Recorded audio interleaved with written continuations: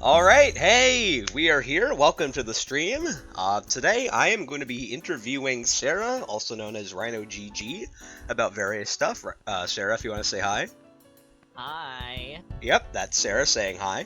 So, let's see, I haven't done this before. Um, I ended up doing this because Sarah said on Twitter that she wanted to be interviewed, and I was like, yeah, I'll do it. So, we're here now. So, we're Alright, gonna... and Oh, sorry? I was gonna say someone else also wanted to. Yeah, So there's gonna be two interviews. oh, was it Connor? Yeah. Okay, because I was actually because he interviewed me before, and I actually showed him the interview questions that I came up with for you to get his feedback on them, and he gave me feedback and also saying that he was going to be interviewing you. So so the person that's also going to be interviewing you, I got feedback on my questions for you. Also, thank you, Scoot, Mal, and Hugh for the follow. Appreciate it. So, Surprised y'all didn't do it sooner. yeah, you should have followed me like yesterday or something. Fake Or fans. something. It's very funny when I like. Hey, not Blue, thanks for the stream, and follow. then I'll get like emails about people like following my Twitch. All right. No, I wasn't. No, I wasn't. I wasn't streaming yesterday. That was a joke. Also, Cho Boy, thank you for the follow. Appreciate it. All right. So, I'm trying to think. So, let's see. I made a version of that thing without music and everything. Let me see. Okay, so should I keep the music on or off? I'm trying to think. I don't really care. I have the stream muted. Okay, trying to think. Is the volume good for everyone right now? Like, Sarah, can you say something? I'm Sarah. Ah, I'm Sarah. Ah. I'm gonna make that into a. That's gonna be a new song. Like, I bet like you could spit some fat bars or something like that. Ah, I'm Sarah. Ooh. I don't know what that was. My throat is really fucked up right now. I'm a bit low. You want me to increase the volume of my mic? Hi. There we Hold go. on. What? Is that a little better? Why? Is that a little No, better? you don't need to do that. You really don't need to do that. You don't need to. What? What? Hold on. Why is this? Okay, yeah, hold on, that's weird. Why is that happening? Sorry that we're having random technical difficulties and everything. I want to get this sorted out. Let's see. Discord. I have automatic input sensitivity turned off. What the fuck? Okay. What about this? How does Sarah sound now?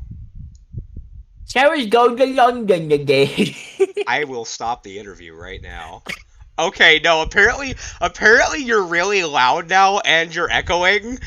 So so everybody just got like a fucking earful of like, "Hello, I'm Sarah. Would you like some tea and crumpets?" Okay. Alright, Wow, this is I turned down the mic again a little bit. No, I think it's on my part. Hold on, let me Okay. disable this. I don't know why this is going on. I'm so sorry. I've never done this before. Oh, this is bad. Okay. Okay, you know what? I'm gonna delete this. This is getting removed. It's getting removed. There we go. Okay. Eliminated, killed, just like Undertale genocide route. What? Okay, why is this coming in through my wait. Why are you coming through my mic? I don't know. Don't have me come through your mic. What? Yeah, it's picking you up through my mic. What the fuck? Hello, Beethovenist microphone. Why is it doing that?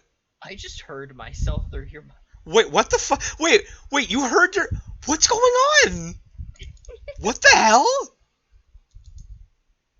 This is great. Oh, this is not good. This is so cool. Okay, I am gonna fix this. I am gonna fix this. We're gonna figure this out. We're gonna figure this out.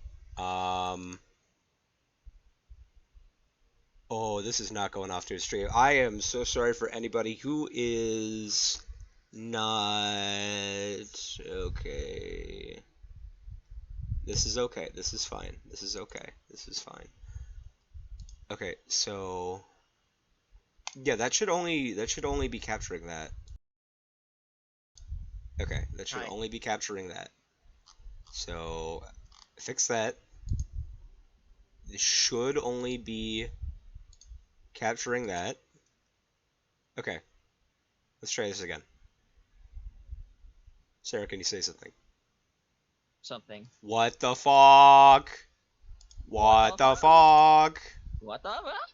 Why is it doing this? I did not. I did not hit her. It's not true. I did not. Okay, I'm gonna try. Okay, so it should only be picking up that. And if I do this. Okay, Sarah, can you try saying something? I got this big cup from Popeyes. Why is it still picking you up through that? It should not. What if it's Discord doing this? Like, there is no reason at all. I love Discord. Oh my god, Discord is so cool. It shouldn't be doing this. What the hell? Hold on. No, we're gonna troubleshoot this. We're gonna troubleshoot this. Oh, this is not the start that I wanted to the stream. Oh no. Okay, let's try this now. Okay, give me 1 second. 1 second. Okay, try saying something now. Okay, you're coming through the right one now. That's good. Okay, so we're making progress there. That's good. So here is what I'm going to do. I'm going to create. Oh, you don't even hear her now. Okay. Okay, so I fixed that part. That's good. I fixed that. So here's what I'm going to do. I'm going to create this. I'm going to create that. Okay. Okay. That's working. Okay. Sarah, can you try being British? Oh no, stop. It's peaking the mic. It's peaking it. It's peaking it. Never mind. Okay. Try now. I don't know. How's it going? Okay. How does Sarah sound now? I sound like a piece of shit, clearly. Okay, it's Perfect. good now. Oh my god. It only took me like 16 or like not 16. It only took me like 10 fucking minutes to get that As to soon work. as you fix it, the viewers jumped from 15 to 34. Wait, what? Wait, really? Oh no. Yeah. Oh god, there's people like watching me flounder about right now. Oh no. Okay. So, now that we Flopping got the around like a technical fish. Yeah. What was I gonna? That completely disrupted my thought process. I forgot where I am right now. Okay, so we're here now. I got everything working. I'm Beethovenus. This is Sarah RynoGG, and we're doing an interview. So, I guess to start off, I prepared a bunch of questions. It'll be like it'll be kind of fluid with everything that you want to answer. Like we don't need to answer everything one to one, and if there's anything else that you want to talk about, we can. But I guess to start off with, since like obviously you do other stuff than Undertale and Deltarune, but since a lot of the stuff that you're doing right now is Undertale related, I guess the perfect first question that I could have for you is, Sarah, what is your favorite food? I don't know. Okay. All right. Off to a good start. Off to a good start. Okay. So that didn't work out as they There's a planned. lot of different foods that I like. All right. That's kind of where that ends though, because like I can't really pinpoint like a favorite food because I get into different moods and Okay. Let's say you're in terms of mood. Let's say you're feeling kind of like, I want some pasta. What kind of food would you want? fettuccine alfredo is so fucking good. Ooh, that sounds good. I love. Well, so first of all, fettuccine is already great. In terms of Alfredo, I'm not usually like a Alfredo lover. I like I like marinara a lot more. Alfredo, depending on how it is, like if it's more goopy, I don't like it, but if it's more like solid, I like it, if that makes sense. But I really Mm-hmm. love chicken tortellini Alfredo. Like that's my shit. Um, when I was at when I was going to college, I graduated. Sometimes they would have chicken tortellini Alfredo, and it was like some of the best that I have ever had. It was so good. I loved it. Like I think the with the Alfredo, it's always the texture. Like that's really good. Or the Alfredo is tortellini. a great sauce. Yeah, It's amazing. yeah, Alfredo is good for me depending on like again like the texture and everything. Like if it's too goopy, then I don't like it. Like if it's more solid, I love it. But tortellini, like that's my favorite. I love that. So, There's like a family there's also another like pasta that I like. It's kind of like a family recipe. So it's ooh, like uh it's like tricolor like rotini pasta that's like ooh, that's with like mushrooms and like oh, garlic cooked in like olive oil, can you get me that recipe? and then it's like you mix it together and then you add and then you like squirt like lemon juice in there. Oh, can you get me that recipe? I really want to make that. It's pretty simple, but yeah, I can tell you how to Oh, do. thank you, thank you. Yeah, like if you can send me that recipe, that would I'm be probably gonna great. make it tonight, maybe, assuming that a tornado doesn't like ravage through my area. Well, that would kind of suck if it did, so I hope it Yes, it doesn't. would. So yeah, so now that we got that question out of the way, so I guess just kind of tell us about yourself, like who you are, what you do, your hobbies, projects, just kind of like whatever you feel is the best way that you'd want to describe yourself. Hi, I'm Sarah. I am 22, turning 23 in 2 months. I'm trans girl. I like computers and video games.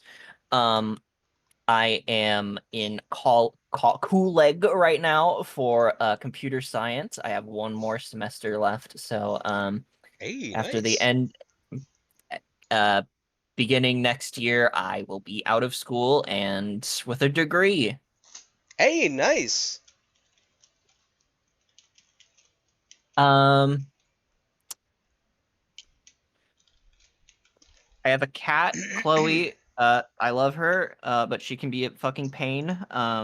She's actually under my feet right now, under my desk. Undertale. Undertale. But Um, I kind of have I kind of wish my like my tastes were wider. I really kind of stick with like a few like game franchises. mhm. Um, like Mario and Sonic, and I usually stick with Nintendo, even though fucking Nintendo is a piece of shit, greedy ass company right Yeah. now. With me, it's like I love Nintendo's games because I can always tell that the devs like put a lot of love and care into them. It's just Nintendo as a company like is absolute ass. Yeah, it really sucks, especially given their like clear like mentality behind like their old games. Oh God, yeah. Like nothing says pro consumer than like a game like costing like $750 because there's no official way to get it. Yeah. I'm also a whore for Undertale. So true, so true. Give it up in the chat if we're all whores for Undertale here. Woo! Woo! That might Um, be the only reason why Deltatraveler is considered to be so good. because you're a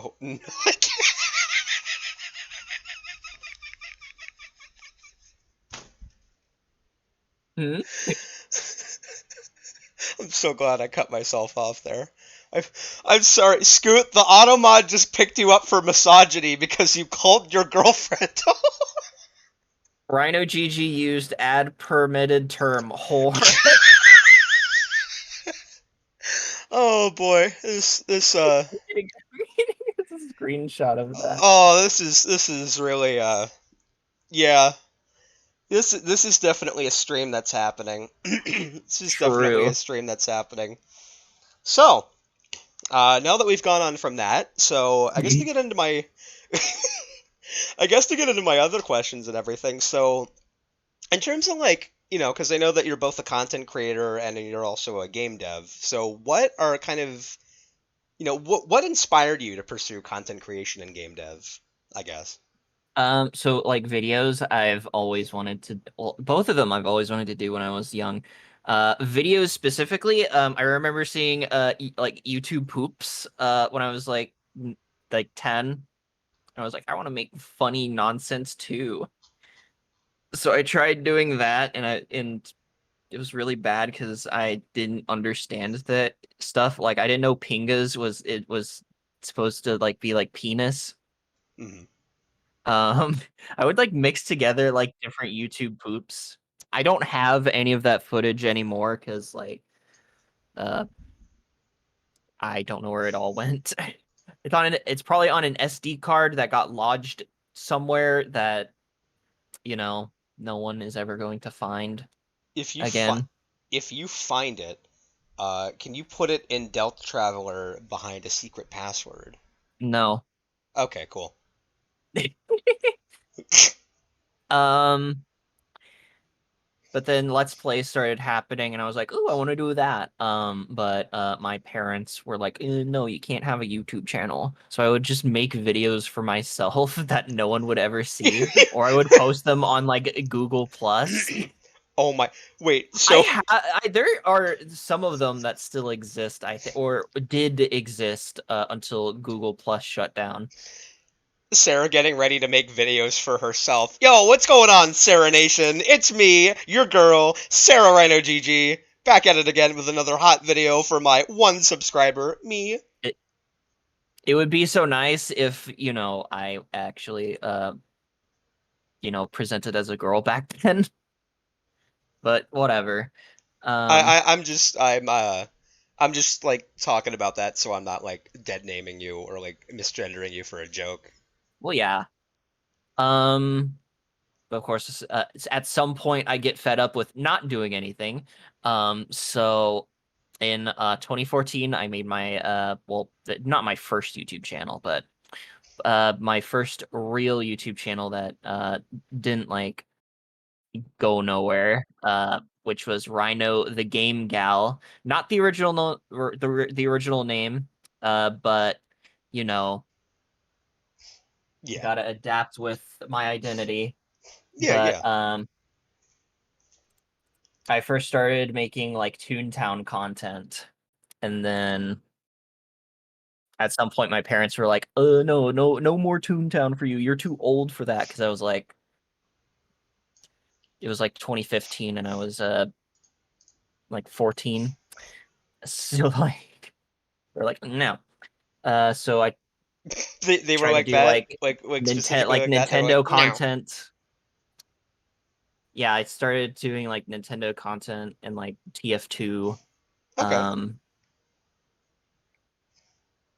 but then at some point I just said fuck it and started playing Toontown again. Okay. It was around that time I near the end of the year I started getting into Undertale, Hmm. and at that point I realized that a lot of my content was sort of like really light, like kind of like just like jokey content and like gameplay shit. So I was like, I should probably make a separate channel for like my more serious projects. Like I want to do like animation because I've been interested in animation for a while because like I had a DSi and I would hop onto like Flipnote Studio and Flipnote Hetena and be like, ooh, cool animation. I want to do that. Uh-huh. So I made a second channel called Rhino Productions. Okay. Um, and from there I was making like I did this series called The Otherworlder, Ooh. which was supposed to be like different animations of like different video games. Okay. The first one was Undertale. You said it was called the Otherworld, or when you The say that it was of different Otherworlder. games, was there like a central character and like theme between them or everything, or? The issue with that time was that I was making myself the protagonist. Okay. So it was like It's very it was a similar with it was self-insert series. yeah, it was like very similar, and I tried to make it connected to a Toontown series that I had in like early 2015 called The Rewritten Story. Uh-huh. Um, So I'm seeing where the Deltatraveler inspiration came from. I really liked this weird like mixing stuff together. I don't know where it came from. I think it was just like exposure to stuff like Mario Bros. Z and like Mario Bros. Crossover, if you've ever heard of that. I think so, yeah. Yeah, yeah, it was a remake of Mario Bros. 1 that had like different like NES popular like NES protagonists. Hmm. So like you could play as like Link or Mega Man in like Mario levels. Um anyway, so the Otherworlder got quite a bit of traction, and throughout like late 2015 and like early 2016, I would like delve into like some Undertale content, and I found Underfell, Okay. and I saw all the the popular interpretations that were going on at the time, and I was like, these are like way too try hard, way too edgy. It's like there's a lot of red. All the characters are like complete dickheads and like evil and shit. And it's like, how do you do like Undertale stuff with like this cast of characters that look so like irredeemable? So it's like I want to try to like make like there was this other Undertale like Underfell thing too. I don't know what who made it or what happened with it, Was it a comic but or no, it was like it was like the first two episodes were like a minute long Okay. and like kind of poorly put together, and then the third episode was like a Unitail Flowey fight. I can't remember if I know what you're talking about or not, but I don't know. It got a lot of views for some reason. okay. So I was like, I want to make something that's like more like Undertale Yeah, I get and you. less like edgy, like the characters could be like redeemed a little bit more. So I started making the first episode of my Underfell series, which Is it storming for it you? Sorry to cut you off. I'm hearing like a not lot. yet. There's still sunlight outside. Oh, is that the fan then? Because I was just hearing a Yeah, lot of. there's yeah I have a fan going in the back Okay, because I was just making it's sure. like 87 degrees Fahrenheit. Oh boy. Okay, but no, sorry. As you were saying. Yeah, in hindsight, it's not very good. Episode like episodes 1 and 2 are not really that good because it was basically edited Undertale footage. Okay. Um, in hindsight, I kind of wish I had the ability to put more effort into it because stuff that I do different would be like maybe have the runes be more decrepit and Okay. like I don't know, a darker atmosphere. Yeah, I And get I you. definitely write Toriel to be a lot different Yeah, I because she's remember. basically a fucking cannibal. Yeah, I remember when before I even knew you, I remember like when that video came out, I commented on it and I felt like when it got to the Skelebros, the characterization and everything was on point and I really liked everything. I think the way I worded it is that I feel like the Toriel Slaughterhouse could have been something that would have been good to like leave out or do differently. Like I remember leaving a comment like that and you like As a replied to it or consequence of something. trying to follow up something at age 17 from something that I made at age 15. Yeah.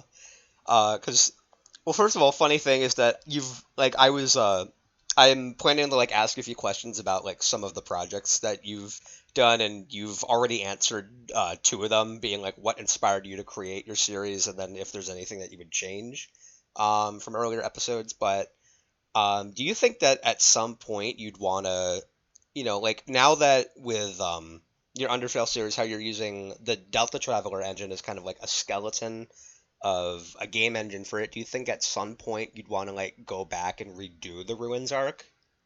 Maybe at some point, but I feel like that'd be a little cheap.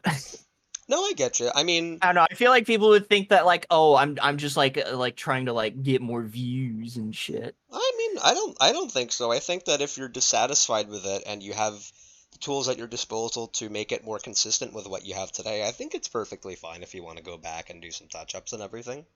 I mean, maybe. Plus, I mean, if you have people who are like, "Oh, you're just trying to get views," it's like, well, they're probably the same age that, you were when you started making this thing to begin with, if they're making Yeah. comments like that. Um, So yeah, I put out the first episode of Underfell. Um, and it didn't really it kind of got the same kind of feedback as the other worlder, but then the views kept going up and up and up. I'm like, holy fuck, what is happening? So then I tried to like grind out the second episode, and I got very burnt out on that, but I did get it out. Uh Halfway through, I did this terrible method of trying to like match like game footage with like and like try to like animate shit in fucking Sony Vegas around it. why would you oh boy. It was horrific. I don't know why I thought that was a good idea. Um, but yeah, I got that second episode out, and I was like, ah, I could try to get a third one, and I started on it, and then I put it on the back burner indefinitely at that time. Um, and that's when the whole like when's episode 3 thing kind of became a meme. Um, Around that point, my family found out about the YouTube channel, and they probably would have had me shut it down if not for the fact that I was getting a bunch of views. Why were they so opposed to it and everything? Cause safety shit. Okay. I mean, how old were you at the time? I was I turned around that was 2016, so I would have been 15, 16 years old. Okay. Um, so they were like, yeah, we need to keep this up. Also, you need to turn on ads. I mean, it was an opportunity, so like I was like, yeah, that would probably help. Yeah, just a bit. And it has been helpful a lot. Like I hate to say that it helps me every paycheck because I don't get paid very well, but it does help. No, I mean, I don't think there's anything wrong with that. I mean, at the end of the day, you're creating content that people enjoy, so it's not like you're you know, well, I'm trying to find the words. It's not like you're doing something low effort or like taking other people's stuff and making money off of it, but everything that you do is transformative. Hmm. I think Chloe just sneezed. Bless you. Oh, rip. Okay, so in like 2017, I was like, I'm canceling Underfell, and I was complaining about like Undertale AUs and like being like really snobby about it. Okay, you went through one of those stages. Okay. Hmm. But then Yeah. in like 2018, I was like, you know what? I was thinking about like Underfell and shit, and I was like, okay, if I'm getting so burnt out on it, then why don't I just try this other method of animating in, an actual fucking like animation software. Yeah. So I started using because I was using Flash for like text boxes and like all the battles. Hmm. So I was like, okay, I should probably just use it for the overworld as well. So then I would do that in Okay. like episode 3. And something interesting that I did was I would like still mix in Undertale footage as well. So like a lot of Toriel's attacks in episode 3 are just cropped cropped Undertale footage. Yeah, I mean, like, doing stuff like that definitely does help with project scope and everything, especially when you don't have as much experience doing stuff like that. Yeah. And then yeah, so then I ended up putting out episode 3. It's still the most popular video on my channel. It still gets a lot of views. Like it consistently gets the most views out of every single video. Um like right now I had put out episode 6, and if you haven't watched it, you should totally watch it. Um it's this in the it's in the last 28 days. Obviously since I put it out, episode 6 is on the top. Below that is episode 3. Okay. Right now it has like 3 million views. Oh, wow. Episode 3 does.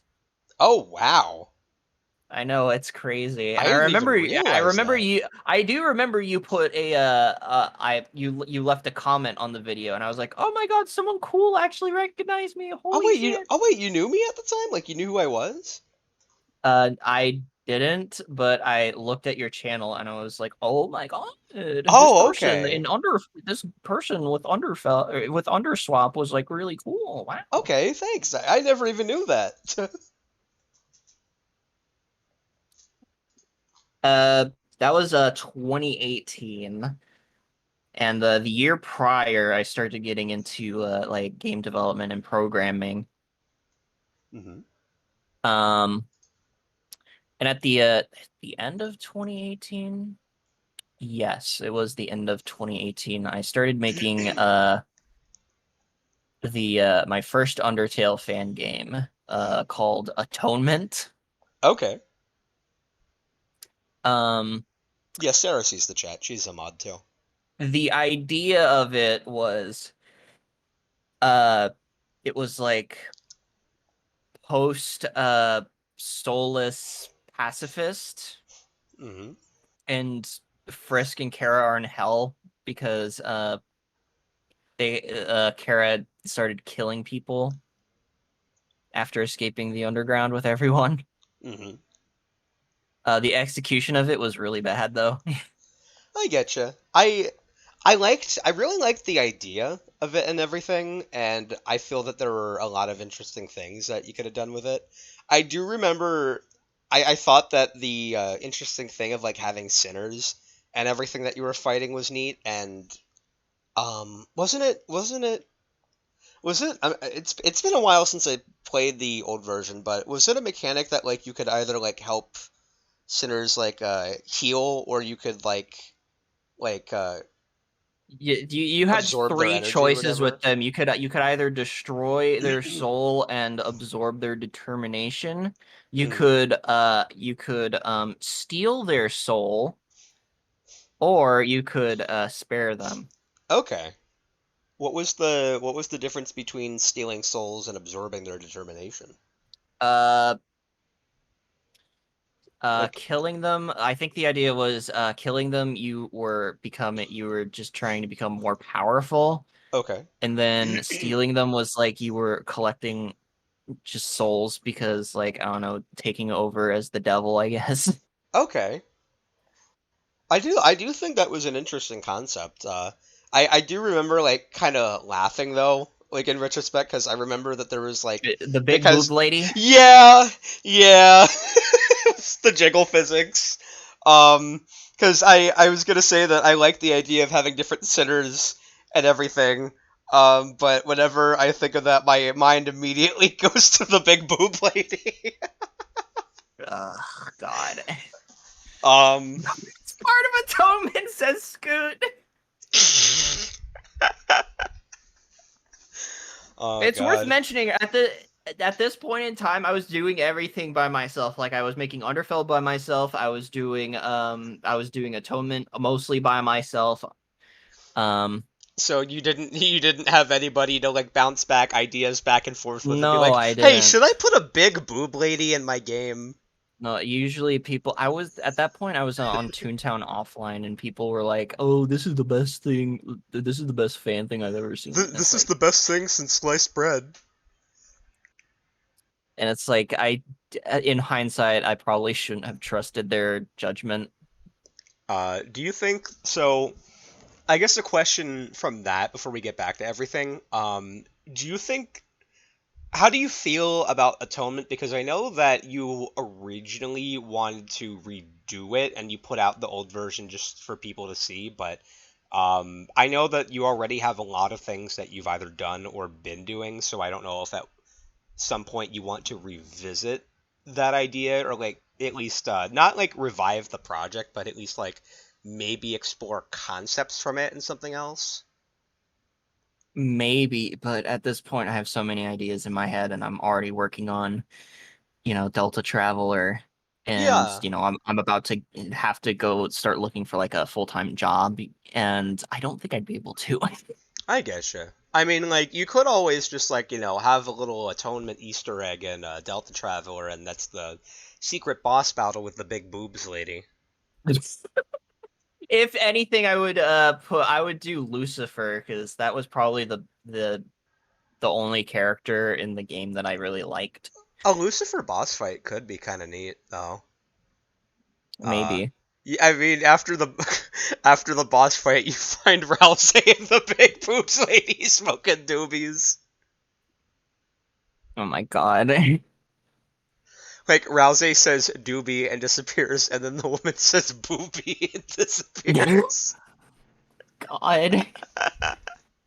But getting back on track with everything, so yeah, you were just kind of talking about like like a timeline of like all the projects and stuff that you've worked on. So that was Atonement. Um, I guess do you want to go from there and keep talking about stuff or? Yeah, so I feel like around that time I started focusing less and less on my YouTube channel. Mhm. Um,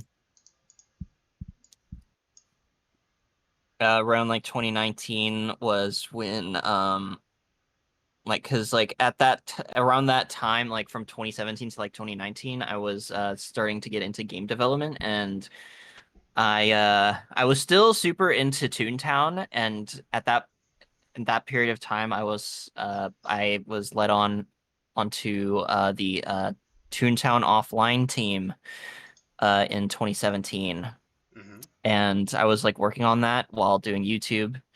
Um, and in 2019, some shitty things started happening at offline, and a lot of the team kind of quit, including myself. I think I vaguely remember some things that were happening there, but I'd have to get refreshed with everything, and I won't ask you to talk about it here, but I think I remember I that. don't think I ever posted about that except for like stuff like years later. Mhm. Um, but after that, I don't really remember what I was doing at the time. I kind of just was just focusing on what I had, which was working on Atonement and doing YouTube stuff while I was also graduating, while not college, while I was graduating high school, Mhm. while I was starting to question my gender as well. Mhm. So after that point, what else was I doing? I tried doing a Mario 64 2D game. Okay. Um and then in 2020, I don't remember what I was doing. I did episode 4 of Underfell in 2020. Okay. Um I had the idea of doing this like Undertale PvP game where you could design your own like bullet patterns and Ooh. like fight people, but Okay. it didn't really go through. It it seemed like too ambitious for like one person. Um 2021, I had this idea of after I put out like a UNOTALE, which was like I was thinking about like, oh, what if I made like my own like what if I tried making like Uno, like how hard would that be? It was difficult as fuck. And the code is incredibly messy and terrible and awful. If I were to ever return to UNOTALE, I would start from the ground up. Yeah, because I know I've had a lot of fun playing Undertale with friends, both in like our friend group, but also with other people.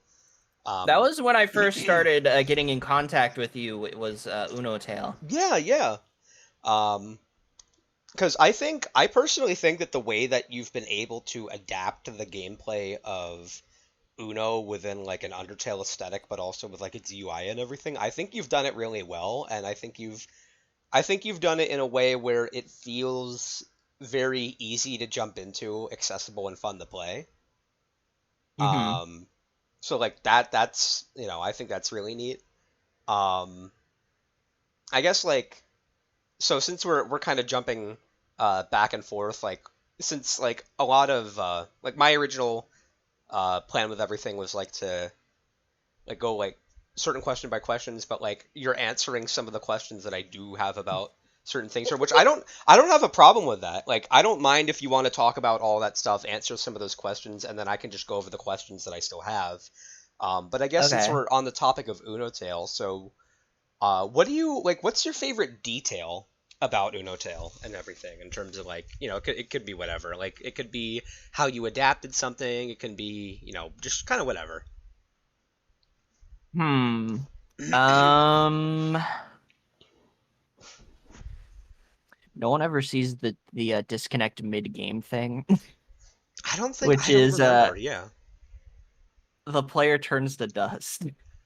No, I remember that. Yeah, I remember there's times where like we've been playing it with people and then out of nowhere someone just dies.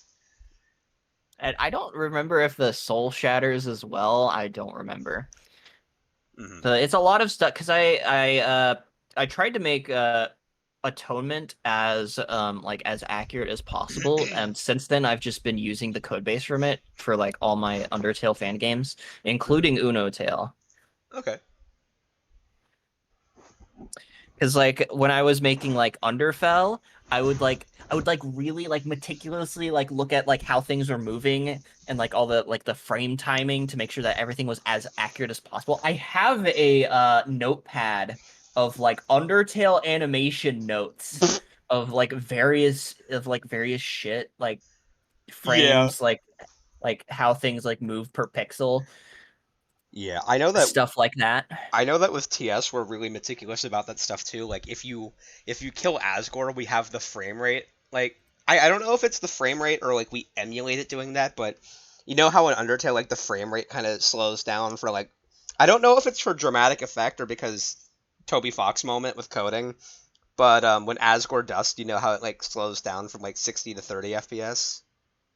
Well, the whole game plays at 30 FPS. Well, don't battles play in 60 and the overworld is 30? No, no, the Really? whole game is 30 FPS. Oh, Yeah, really? Oh, duh. yeah. But Which is why when I play like Undertale fan games that are like at 60 FPS, I'm like, what the fuck is this shit? Like yeah, I can't play Sans like bad time simulator like without being like, why is this at 60 FPS? it's Undertale with an RTX on, dude. Holy Um, fuck. but yeah, so there was that. Did you want me to ask another question, or did you want to keep talking about that, or? It's up to you. Okay, I was just gonna say, well, two things. First of all, there was one question that I didn't write down that I wanted to ask. I guess the first thing is there anything that you wish you could have done with Uno Um One thing I wish that was in like the base release was like celebration animations for when when a player wins. So the idea for that was that each character would have their own victory animation. Okay. Um, but that didn't end up happening. Okay. So because I was lazy. I know there was something else that you had planned to do, which when I asked that question, I kind of had that in mind. I don't know if it's something that you want to talk about, or because I don't know, like, I doubt that you're planning to ever revisit it and Is do it? that. Is this story mode? Yeah, it's the single player campaign mode. So I had an idea for a single player campaign. Um, but in my eyes, I felt like I needed a whole team for that. Yeah, I can definitely. Because I wanted to do like have like different puzzles and like a whole like storyline like of like a like some kind of Undertale epilogue type thing. Um, but I was like, that's probably too much for this dumb little Uno game. Yeah, I'm trying to remember what was the story with it because I remember it was going to be an Undertale epilogue thing, but what was it gonna be if you remember? If I remember correctly, it was Frisk goes to like a toy store, and Hmm. then like I think it was like Flowey was trying to like get something from the underground. So like the toy store was a trap, and then Frisk falls down underground with like a pathway to the underground that like Flowey tricks like Papyrus of like crafting. He tricks Papyrus into like digging a hole to the underground with like a spoon or something, and then like he has Papyrus like construct like a fake store over the hole and everything.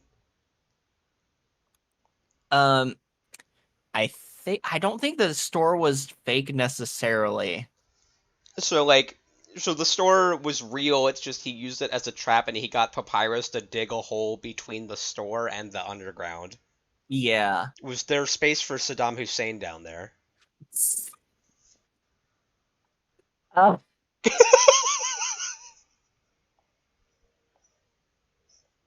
I would hope so. All right, all right. Like, it's got air conditioning and everything. Papyrus went the extra mile. That's good. That's good.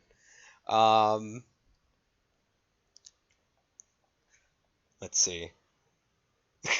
This will lead to badass cool shit. Um, so I guess like, do you want to? Let's see. In terms of everything, do you want to go back to since you were kind of talking about like a whole timeline of everything that you've worked on, and you got Oh to yeah, yeah, yeah, yeah, yeah, UNOTALE. yeah, So do you yeah, want to yeah, keep yeah, going yeah, from yeah, there? yeah, yeah, Yeah. yeah. Okay. One thing I want to mention, I think one of the bigger regrets is actually releasing Uno Tale. Oh. Because that was supposed to be a game for just like me and some friends to play because you know I grew up with like Minecraft, like making like Minecraft servers. Well, not making them public, but like, like the whole like thing of like, you connect to an IP and I had, and all my friends knew how to do that. So then I was like, oh, I can just put this out. It'll be fine. Troubleshooting nightmare because it was 2021 and no one knows what an IP address is. I getcha.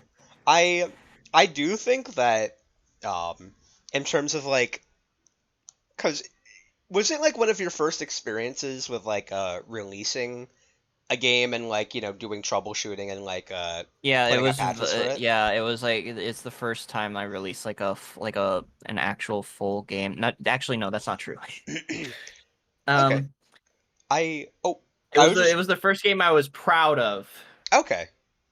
Because I was gonna say that I feel that like even if it's something that you look back on and you were like I kind of wish we didn't do that. I think that personally, I think that it was really good experience for you to have in terms of like learning how to do that kind of thing and like learning how to like get into that kind of cadence of like doing troubleshooting like patches and everything and something beneficial that helps you out in the future with other projects or stuff you want to do. I think that's a benefit from it at least.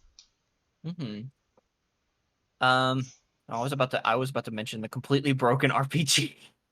I I was gonna say something about that actually because I Let's hold off on that for well now. I for It's good. later. Yeah, no. We can hold off on it later. I was just gonna say that when I was coming up with question for the interview and everything, I looked on your website and I saw that there was a mention of that. I didn't look into it, but I was curious about what that was. But we can wait on that. Yeah, we'll wait on it. Okay. I Um. think if I were to rebuild UNOTALE, I think the two things I would want to alleviate is one, the user experience.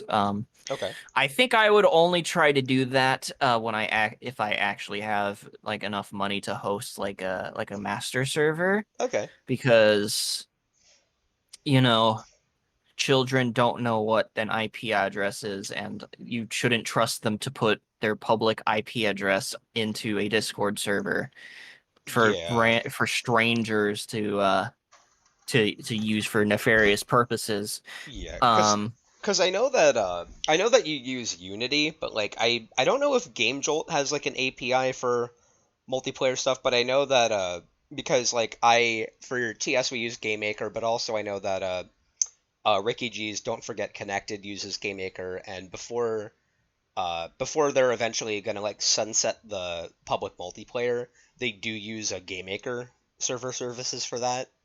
hmm. So I don't know if like if you were to rebuild because I don't have too much experience with Unity, so I don't know like what the networking side of things is and how you'd improve the user experience there, and if there were like public like networking Unity tools that you could use to streamline the experience and also make it more accessible than a lot of how it currently is.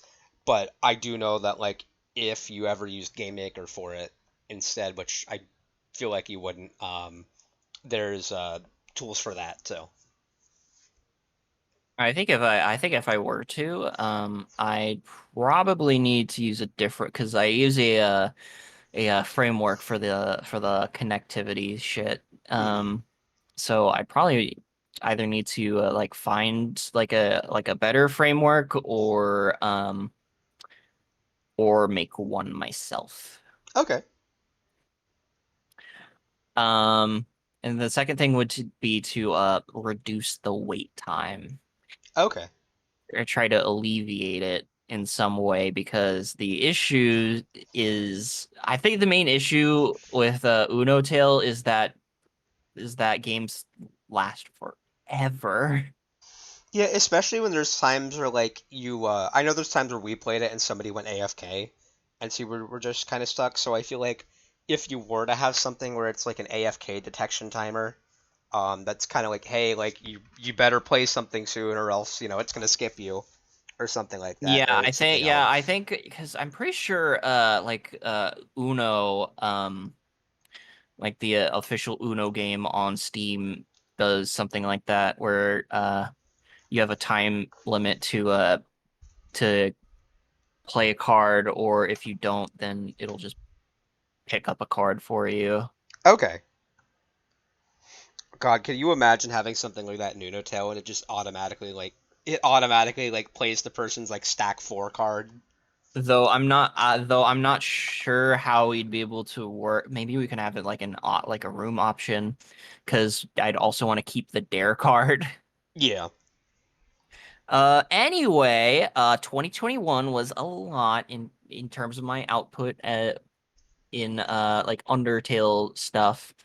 So episode 5 of Underfell released. I worked on a another fan game called Skeletal Vengeance, which was based on an idea I had for like Sans, if you were to like somehow survive uh the fatal blow, or he tried to do like one last big attack on you. His last breath, Um, yeah. Shut the fuck up. Yeah. Um, I finished phase 1 of the fight, but I didn't get too far into phase 2. It uses music from other Undertale fan games. I think the thing that I was most proud of with it was the animation, because I tried to make like Sans' animation like as dynamic as possible, Hmm. and I thought I did that very well. I think I remember I'm trying to remember how much I remember about that, but I think from what I vaguely remember, you did a good job with that. I put out the most recent build if you want to try that out sometime. Yeah, I could do that. I remember that like while you were working on it, you were actually like sending me stuff from it and getting my feedback. I remember I actually gave you feedback on like stuff for like the UI when it came to like the HP bar shield. Yeah, it was you I remember you had told me to put like a shield icon on the HP bar. Yeah. Yeah. Yeah. Um, I wanted with that game, I wanted to make it like an accessible like Sans fan fight Hmm.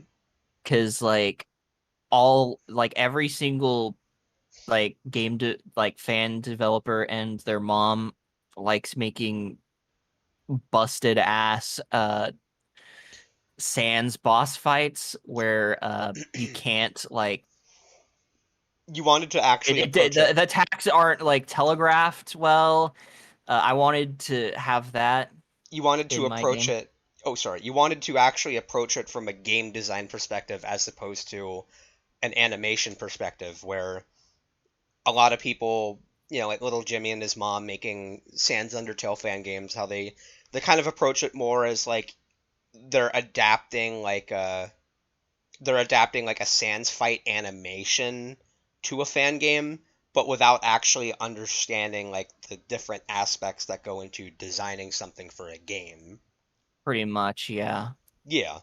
And I think that from everything that you were working on, I think that you were definitely succeeding in that in terms of not just that, but also like the concepts that you were doing with it that felt more original.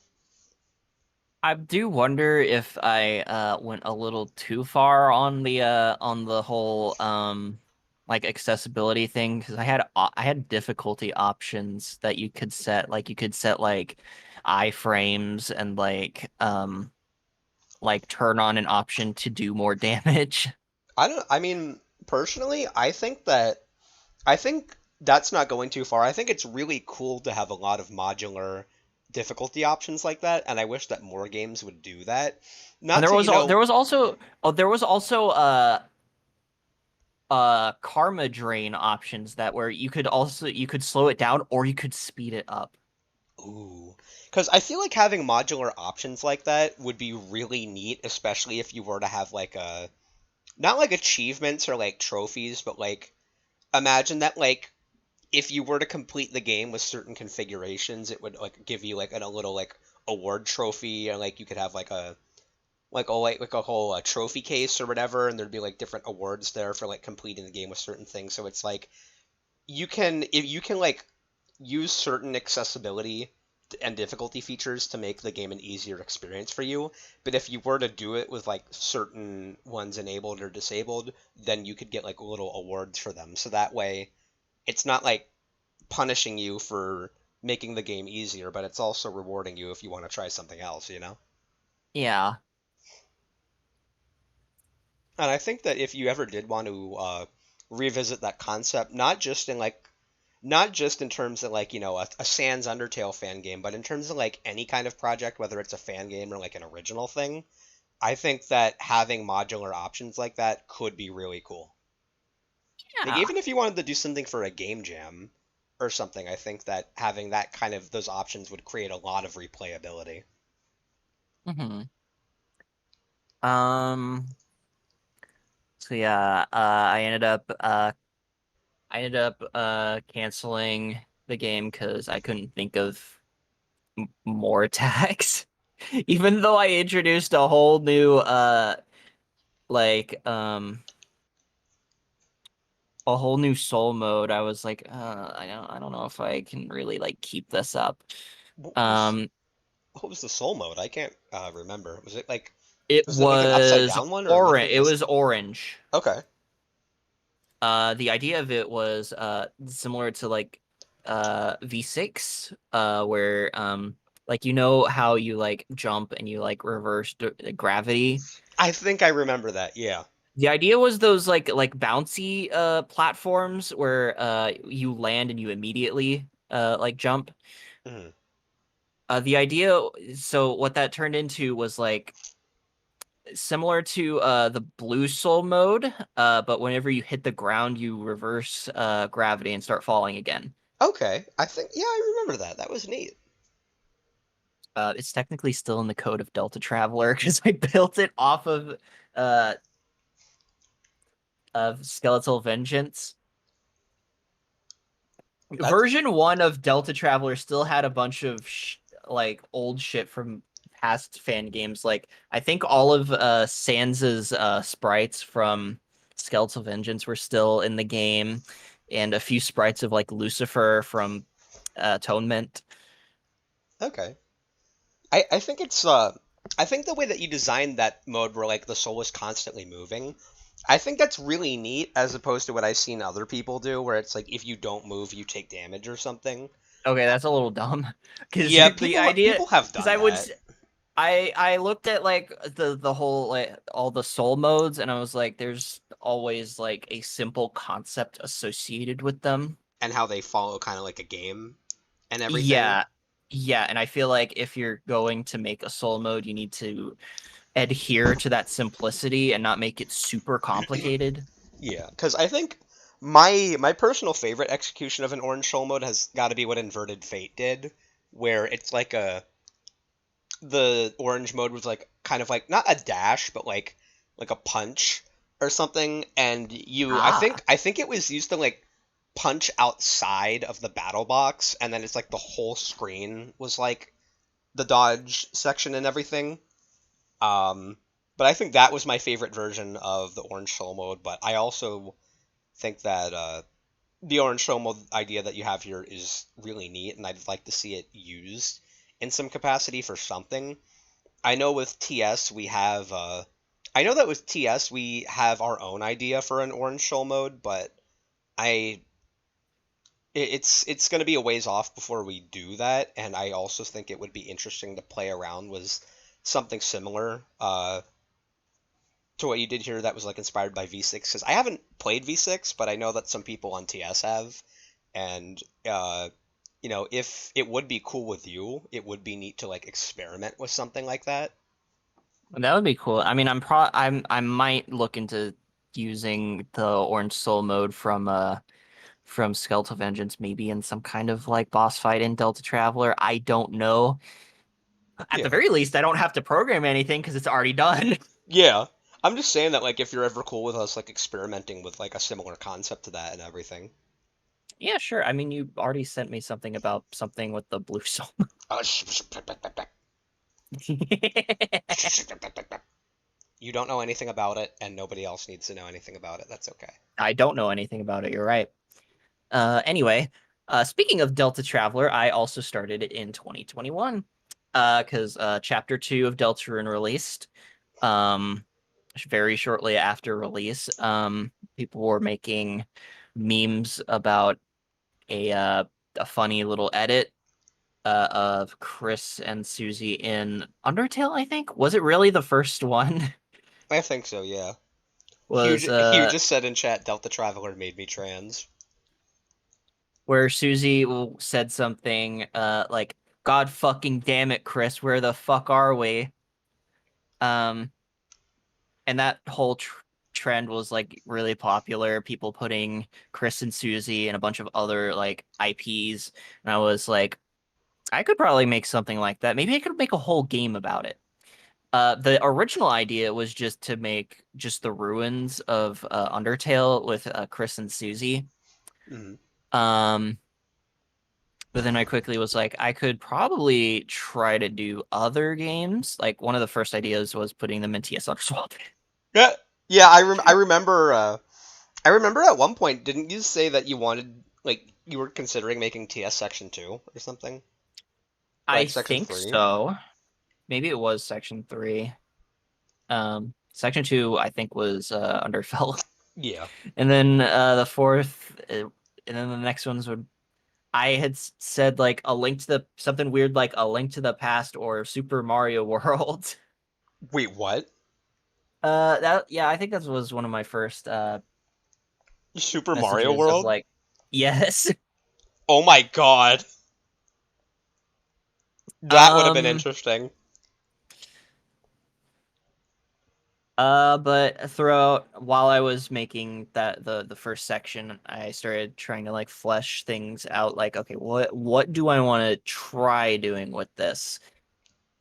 And then I've thought of the section topics that we have now, which is Undertale, Earthbound, uh, GG Underfell, A Link to the Past, TS Underswap, Mario and Luigi Bowser's Inside Story, Toontown, and then a unique, well, unique quote unquote, but a more original-ish world based in the Dark World. Mhm. Um, and as I developed the game, I tried to like get a general like structure of what I wanted to do with the story. Um, Obviously through section 1 and 2, it isn't that prevalent, but I feel like with section 3 we'll be getting more story heavy. Um, Anyway, I had finished the first Flowey cutscene, and then I posted it on Twitter, and it blew up like fucking crazy. I I was like, rem "What the?" And I was like, "What the fuck?" I remember how you sent it to me before you put it on Twitter, I think. Like from the very beginning of you working on it, you were sending stuff to me, and then you put it on Twitter and it blew up. I had first talked about it in my partner group chat, Mhm. and then you were the first person outside of it to hear about it. Yeah. And then I was like, "Oh my God, what the fuck?" And that kind of put pressure on me a little bit. I was like, "Okay, is the stuff that I'm actually going to put out going to be actually something that people like? This is basically just a remake of Undertale with Chris and Susie." And I put it out. People were like, "Oh my God, this is the best fan game ever." Um, a lot of people were like, "Holy shit, is this Deltarune Chapter 3?" Which not gonna lie, kind of pissed me off a little bit No, I get you there. because there was a every like I remember when only chapter 1 of Deltarune was out, and I would see people be like, "Oh my God, chapter 2, they're gonna go to Undertale, and it's gonna be so cool." And then, like, literally, I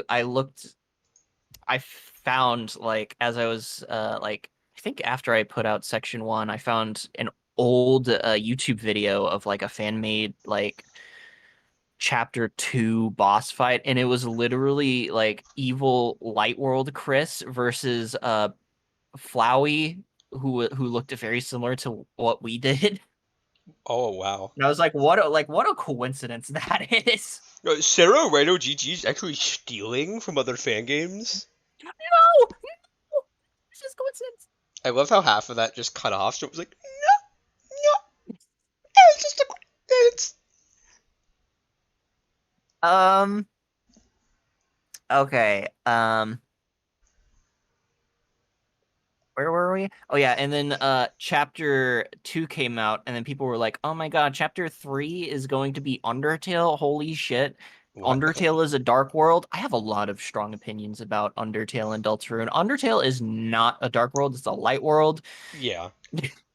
Um, and it's like people were like posting about like, there's the fridge that's like what was it? No, upstairs was the ruins, and the fridge was Snowden, and then the sink was Waterfall, and then the oven or like the microwave was Hotland. And I'm like, The micro. if you want Undertale, then go play Undertale.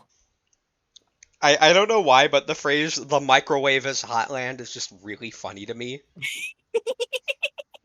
Because like imagine like they like they seal the fountain and everything, and then you just hear.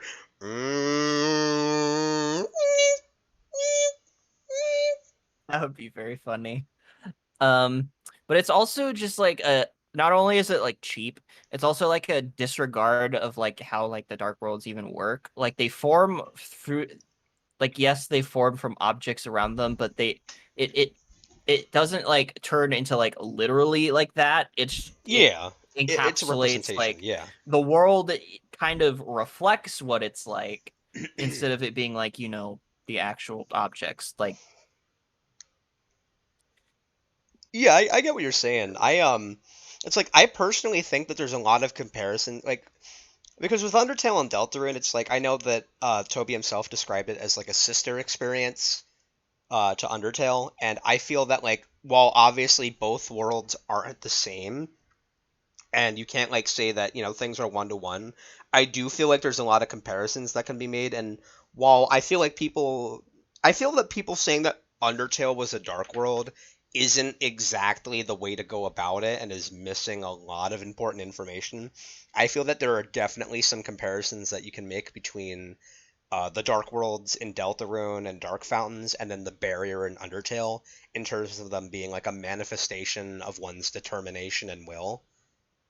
When you have things like, in Undertale, like the barrier was the result of the magic of seven human souls and uses soul power and determination, and then like the Dark World or the Dark Fountains in Undertale are manifestations of a Lightner's determination and how they affect like certain objects and what they represent. So I feel you like gotta there's you gotta love how the barrier is made of magic, and yet people are insistent that humans can't cast magic. yeah, right. um, Um, but yeah, I we kind of went off on a different things though, so yeah. And it's like I remember people would ask me like, why Noel joined them? Why not Rouse? And it's like it's the light world. yeah, there's not a Dark World here, which I feel like I think if Toby Fox didn't want like actual like Undertale comparisons, then he would not have made the Light World menu look like the Undertale Light World menu and make a clear distinction between level and love. yeah, I feel like he's definitely playing off of people's familiarity with Undertale and like subverting expectations as a result. I mean, the entirety of chapter 1 was just like, it was completely subverting people's expectations by setting things up as Undertale, but I feel like there's a lot of interesting things he's going to do there. And I also There's a lot of things he has the opportunity to play with because you know how people were like, he posted like the rules even might be different and people were yeah, insistent that like, that there's nothing comparable. I think the fact that the Light World is still so similar to Undertale means that the Light World at least plays off the same rules, but it's very clear that the Dark World plays off of different rules. yeah, because like I know with like not to keep like using TS as an example, but I know with us like we one of the things that we've really like doing is subverting expectations and playing off of people's familiarity, and so having experience with that, I can definitely see like a lot of the things that he's doing with it. And it really interests me in what he could be doing and the things that are, like similar and different and everything. hmm Um, my mind draws a blank. Let's go back to where what we were talking Yeah, no, about Delta we Traveler. were going about Delta Traveler. So yeah, it came out. There was a lot of YouTubers that played it. There's a lot of YouTubers that played Section 1 and never played Section 2, which is a bit curious. Curious. Um, curious. You So then I participate was like, in okay, Delta. I should totally make a Section 2 right now. That's very. I can only think about like that image of like the guy like crawling out of the well or something. It's like, you engage in Delta in chapter 1, but not chapter 2. Curious. Okay, so Section 2, in the middle of Section 2, I assembled a proper team. Hmm. I was still approaching Delta Traveler the same way as all my other projects. Maybe with the exception of I would ask on Twitter if anyone, would like to help out with some stuff like particularly music, but I also asked like, anyone want to help with some sprite work a little Yeah, bit. yeah. Um But in March, I had a lot of school stuff going on. I felt burnt out, mostly because working on Happy Happy Village was kind of a pain because it was a town area.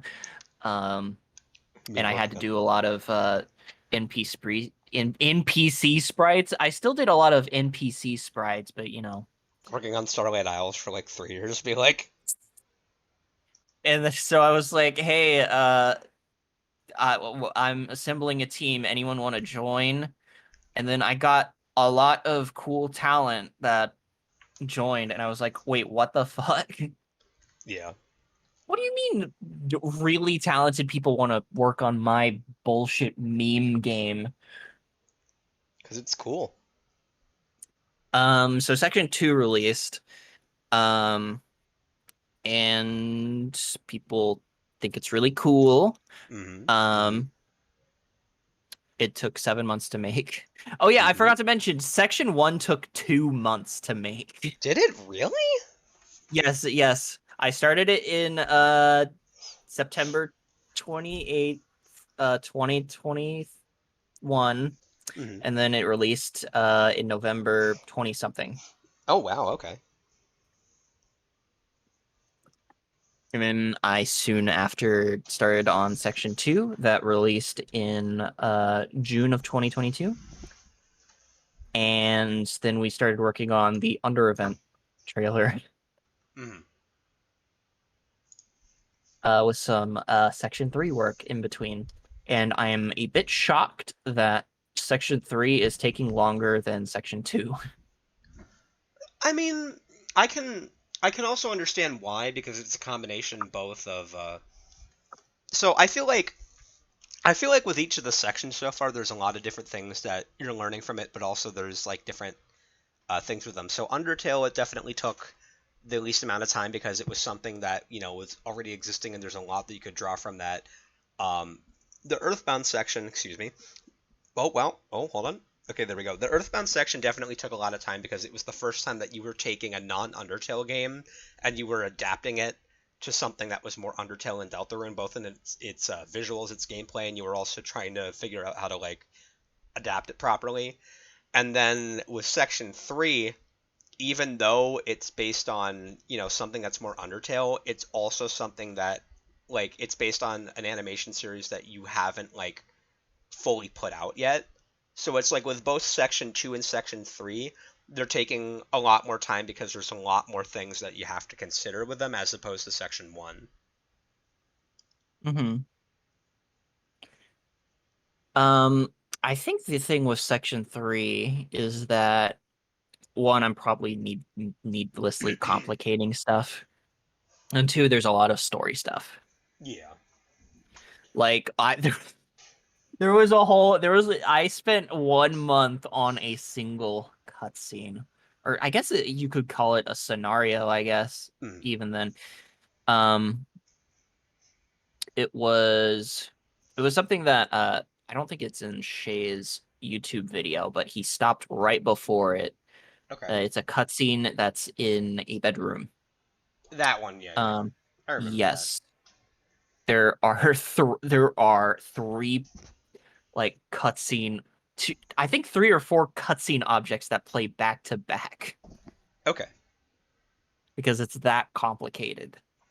And Do, that's probably the first part where like a bunch of like neutral route type stuff like colludes, specifically with aborted obliteration. Um, I'm not gonna get into too much detail because spoilers, but it took a month. yeah, no. I get you there. Do you do you feel like it could help if like in terms of like developing sections like because I can't remember right now what all of the exact plans are for the area's plot, but I'm assuming that you at least like have the story mostly like plotted out for section 3 in terms of how it's going to progress. Yes, Okay, yes. I because mean, I it's like 75% done. okay, because I feel like something that could definitely help is um trying to like do something where you implement a lot of stuff in like really basic ways with like placeholder assets and just getting like the room layouts figured out and everything, and then you flesh them out after. So that way you can at least like rather than like doing something where you get the room in mostly done and everything, which it's a combination of needing to have the room in and then refine it. This way you can just get all the rooms in and then refine them, so that way it's not taking the extra step of having to individually set up each room after refining the last one. So here you just like have all the rooms and then you can just refine them instead of having that extra step each time, if that makes I think sense. I think that's why I'm hiring more programmers. Yeah, because I know that's something that we've been doing with TS. Like for a while now, we've had the whole for a while now we've had like all of the rest of the rooms of Starlight Isles in game, and right now we're just like actually populating them with like the proper content and everything. I hmm know we even have like the first several rooms of Crystal Springs in game just with like placeholder assets and like no functionality. hmm So it's always about like getting kind of like a rough skeleton in and then fleshing it out, as opposed to like fleshing it out and building the skeleton at the same time. Well, the rough skeleton of Section 3 is the Undertale version. Yeah, yeah. Um, but the past couple of like things that we added to the game was started by different programmers, and then I tried to refine them. Uh, one example that I can really say is I didn't actually have the ice falling thing in the game until after I put out episode 6, Mhm. because I kind of just at that after finishing Lesser Dog, I was like, okay, I need to just rush to the end of episode 6 and get this out. um, so I asked Scoot to do that, and yeah, she started on it. Some stuff wasn't like how I envisioned it, or like it didn't work as well because the collisions work differently between Chris, Susie, and Noelle, so I had to change a few things about it. Mhm. And then she didn't do the fall cutscene into the next room, so I just did that. Okay. Yeah, because I was gonna say I remember. I Honestly, it helped with motivation a bit. Yeah, because with the section, or sorry, with the episode 6 video, I can't remember. Did you ever have Frisk go down to that area where in Undertale the papyrus and sand sculptures are? No.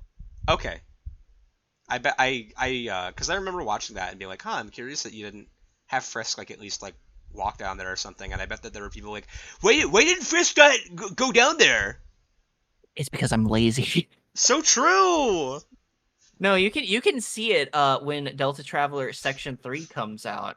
But you can't see Frisk and Flowey's reaction to it. So who cares about Flowey's reaction? Live Flowey reaction. Um,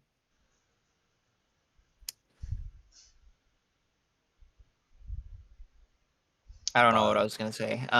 okay, but so like in terms of like a general overview of everything that you worked on, because I know that you've just gone on like kind of like giving a timeline and overview of everything that you worked on. Is there anything else that you want to talk about there, or do I you kind wish of I want to? made more YouTube videos. Okay, because like I didn't know Because if my you. YouTube content has been fucking lacking for years now. No, I get you. Yeah. Because game development is time consuming and hard. If you want, you could always like do some like dev commentaries and like playing each of the Deltatraveler sections and like doing commentary on them and everything and talking about like Maybe. stuff, because I feel like that could definitely especially if you're providing some insight into like things that you've learned while working on them, it could be really insightful, especially Maybe at since some point I could. like a lot of game devs in this community are like people who are just starting to learn like get into game dev and everything. I know that with like like you and like with me in terms of like how we learned stuff, it was through like a lot of trial and error. Whereas now, since like we have these large fan games that like a lot of people look to and they want to make their own, it would really benefit them if we like did things where like we kind of talked about everything that we've learned to help them kind of like have a more of like a guide through it. Because like one of the things that I really like to do is with the TS devlogs, I always like having sections where I actually talk about things and like the lessons that we've learned and everything. And so I just like being insightful and helpful in that way. So it could be a neat thing to do, Maybe. especially in terms of YouTube content. If you want to do something that's going to be something that's going to be lower effort, I guess in a way, like not like oh you can be lazy with it, but like since it takes a lot more time and investment into doing certain things, it would be better to do something that's much lesser in scope than doing like a lot more detailed like video essays or like animations or something. And it could be nice to just do something like that. I kind of do want to make an actual video essay on like Deltarune or something. Yeah. I had a like a whole like giant soul video written, but it's like I feel like it's like too big, it's too much. Um Would you want to do like a collab video sometime? Because I've really wanted to do video essays, but I just haven't had like the motivation or energy to like record clips and like do a lot of stuff for. So sometime if you'd like want to collab on like a video essay together, we could come up with ideas and we could both narrate parts and everything. That could be Maybe. neat. Because I'd really like to get into that, and if I could like do one with you, I think that'd be really neat. My cat is screaming in the background. I can't hear it.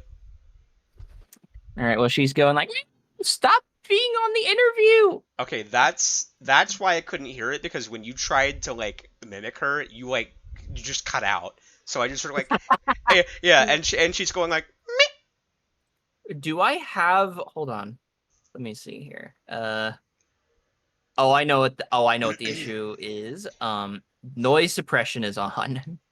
oh, but noise suppression has always been funny when you have it on. There's so many times where I'm talking with you and other people, and like you laugh and it just like peaks the mic and you like disappear. Like, what's his name? The guy with like his like he has like a crater in his skull, Tyler One or something. Like that Yeah, video, it's Tyler that Wa- yeah, the video The of him guy like with the screaming and then he crater in his disappears. skull. Yeah, well, that's all I know him for. The only two things that I know about that guy is the image of him with like a crater in his skull, and then the other one where he just like screams and he's either on like dead on the floor or disappears. Yeah. But um. do you want me to get into asking questions, or do you want to keep Yeah. talking Go about ahead stuff? and go into Okay, yeah. asking questions. Okay, so I guess I'm just gonna kind of start off from where I left off in the one. So it's gonna be kind of like it's gonna be like some questions about some of the stuff that we already talked about, things here and there.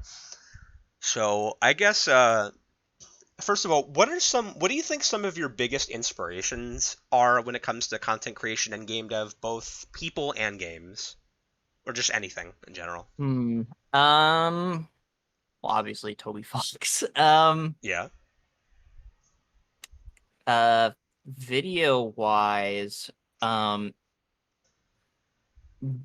don't really know. I know for gameplay, it kind of originated from like some of the more like heavier like edited like gameplay compilations. I haven't done one of those in a while though. Like 2020 was the last one I did. Um, I have been inspired by like for like video essays, like people like creators like Go Motion and LS Mark, I think are very interesting and Oh also yeah. funny. I love Gomo. She follows me on Twitter. I've never interacted with her. Like I don't like actually know her, but we follow each other on Twitter. So She seems very cool. she does. I'd like to get the chance to talk to her at some point because she seems really Same. neat. So true. Also, I'm shocked that she hasn't made an Undertale video at all with how much she includes I know. Undertale and Deltarune shit in her videos. One time on Twitter, she said at one point she was planning to do a TS Underswap video, which I was really surprised about. But I don't know why she didn't decide to, but I'd love for her to. She should. Yeah. Cubic, I'm not Also, gonna I'm also not gonna you DM her about you it. Huh? also you vouched Deltatraveler. I thought that was nice. Yeah, I'm more of a splash dash guy person.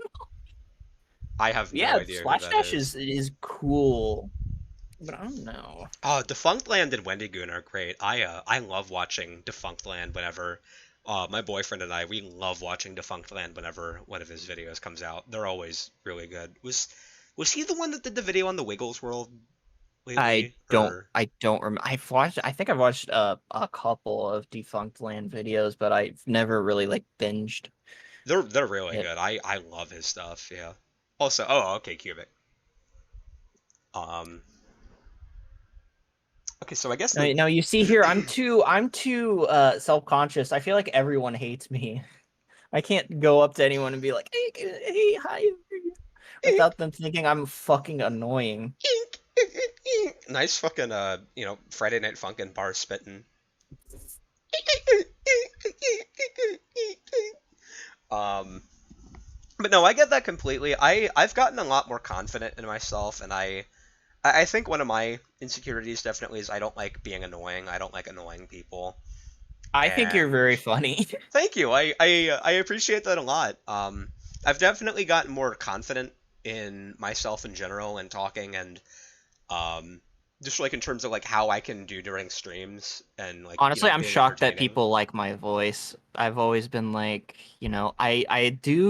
I kind of like the sound of my voice, but like I feel like I annoy people with it. It's like, look I at like your voice. this stupid stuttering bitch I don't know. I think your voice is that neat. I says think stupid stuff. like even if you're a stupid stuttering bitch, I think your voice is neat. Okay, I was wondering why you went silent for a second, and then I heard you like cut in for just a second with you laughing, and I'm like, oh, she didn't go silent. Her mic just didn't pick up her laughing her ass off. But no, dude, Even when when you're a stupid stuttering bitch, you sound okay. yeah, I see. I said that to get your reaction, but then I didn't hear your reaction until your mic decided to pick up you losing your shit. That's But great. um, but no, I definitely understand you there. There's times I can be really self confident about my voice, I guess, in terms of like my pitch.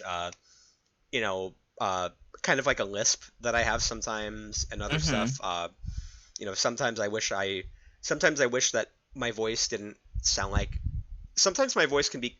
I don't know how to control my voice. Sometimes it can be kind of like high and like I don't think like Yeah. nasally sounding, but I like feel like my voice can sound annoying sometimes, whereas other times I like how my voice can sometimes be a little bit deeper and like a bit more mask.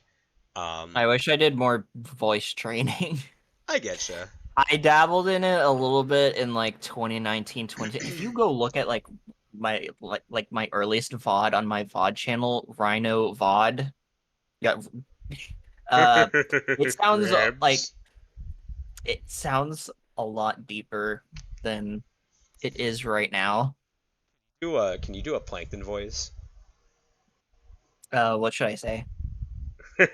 Crabs, I'm going to. No, I can't say that on stream.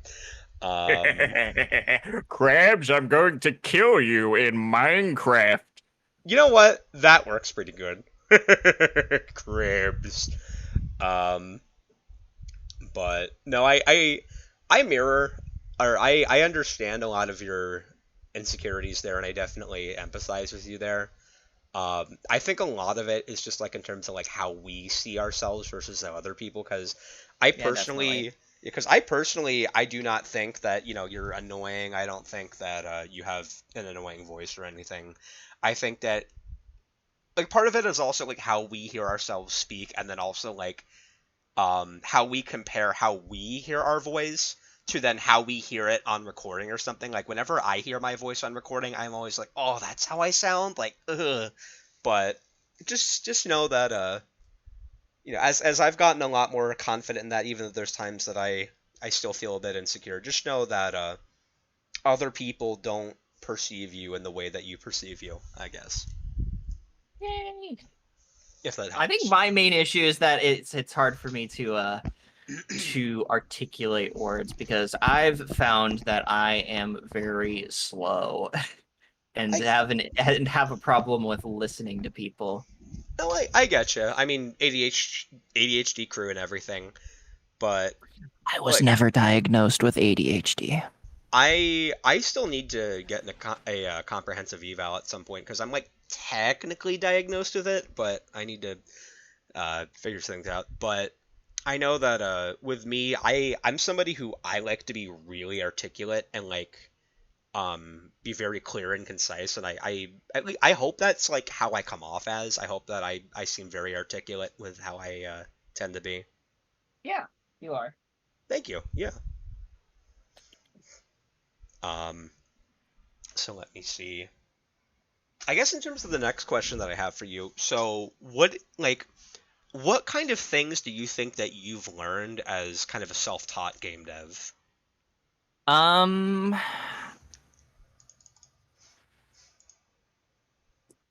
don't. Um, Do you need me to like help be a bit more direct, like a bit less general with it for you, so I'm not like just like throwing it's you into the. it's just hard. It's just hard for me to think. No, it's okay. Okay, so I guess I'm trying to think. So let's let's take this from the perspective of so there's like certain things that you learned when it came to doing things with UNOTALE, and then in retrospect from UNOTALE, like you mentioned like things about like the code base and wanting to redo things there, and then also things in terms of accessibility, and then in terms of Deltatraveler, like as you've gone with each consecutive section, and how there's like more things that you've been learning about like what goes into like designing things for a game, and then like I know like a lot of the times that you've talked with me and like gotten my feedback on stuff in terms of like a game design standpoint. Is there anything in particular that stands out to you from what you've learned, or like um, yeah, Plan if that things helps? out better. Okay. Like, I think a lot of like, especially with Uno Tail, the main issue is I jumped into it without a real clear because I was like, oh, I could just bust this out in like a couple weeks. It took like I think like 2 months, Yeah. I think, and it was like, and now, um, Yeah. Because like when we started, like I when think T. the only issue with Deltatraveler is its scope. Like there, we do like I've planned for a lot. Yeah. Because like I know I did have a question for you about that. Like, do you want me to like ask you that quickly since it's like just in like it's relevant? Sure, go ahead. I was just gonna. One thing that I was gonna ask is how do you keep your ambition in check with Delta Traveler? Because I'm assuming that there's like a lot of things that you want to do with it here and there, but it's also kind of a balancing act as to what's feasible to do, so you're not like spending too much time on it. It's definitely knowing like your limits. Okay. Um, because if you feel like you can't do something and you can't really get help with it, then you shouldn't do it. Hmm. Um, I think I don't know if because I'm thinking about this now. I'm not sure because the I had an idea for a Toontown section where the animations would be like really good, and I wanted to move because I did for anyone that watched the Under event stream that me and other uh Deltatraveler team members did.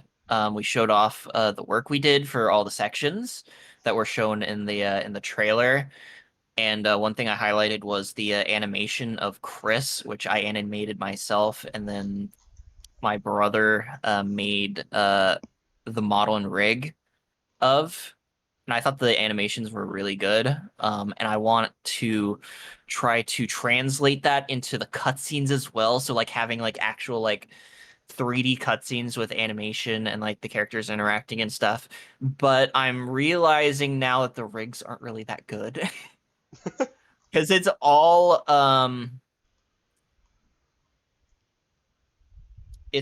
what is the term? There's inverse kinematics, which is not what it is.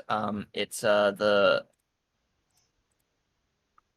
It's the other one, which I've been looking into like 3D animation, and I feel like some of the stuff that I want to do with it can't just be done with one type of like rig structure. I feel like we also need like forward kinematics, yes.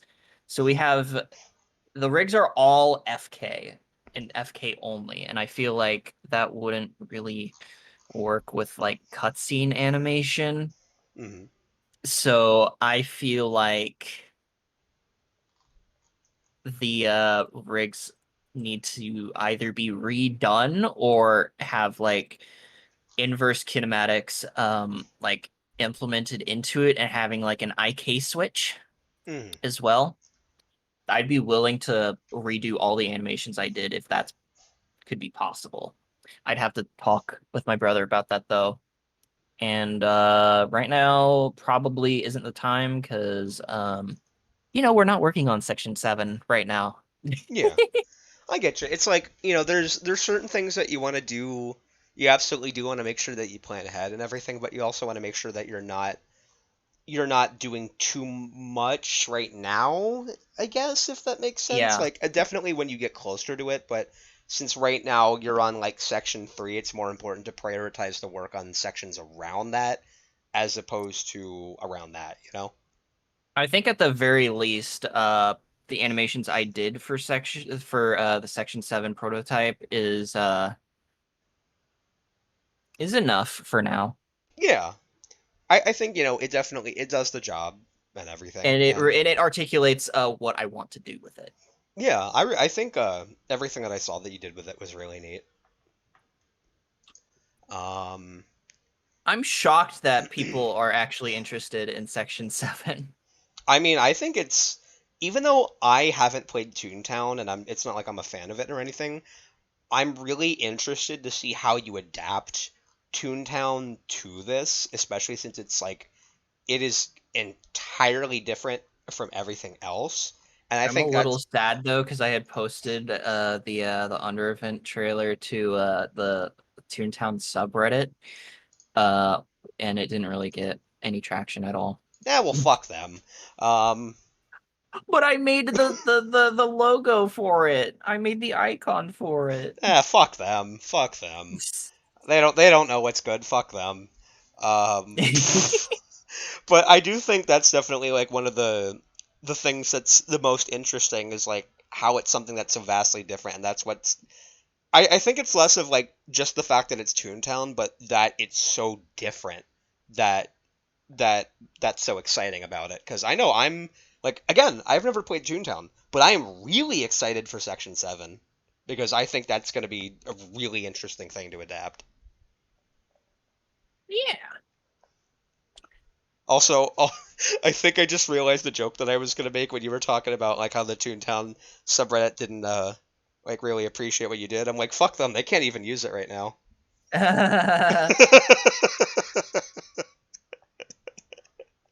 um, but Topical humor.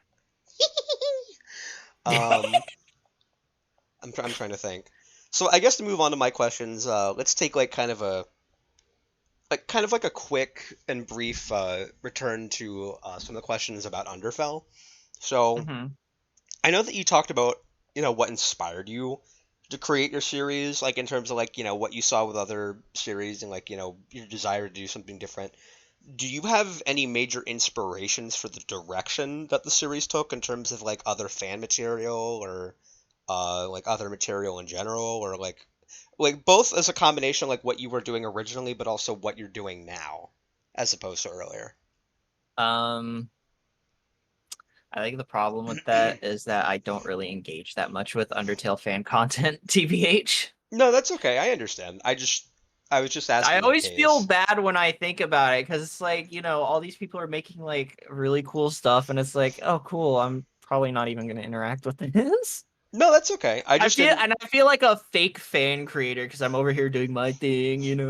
Well, I mean, just because It's you're like I not feel in. like I don't deserve I'm pretty sure Deltatraveler is still number one on the like, Undertale category on Game Jolt, and it's like Do I really deserve this if I'm not even like interacting with like the Undertale fandom as much as like, Well, like Dorked I don't or think, you?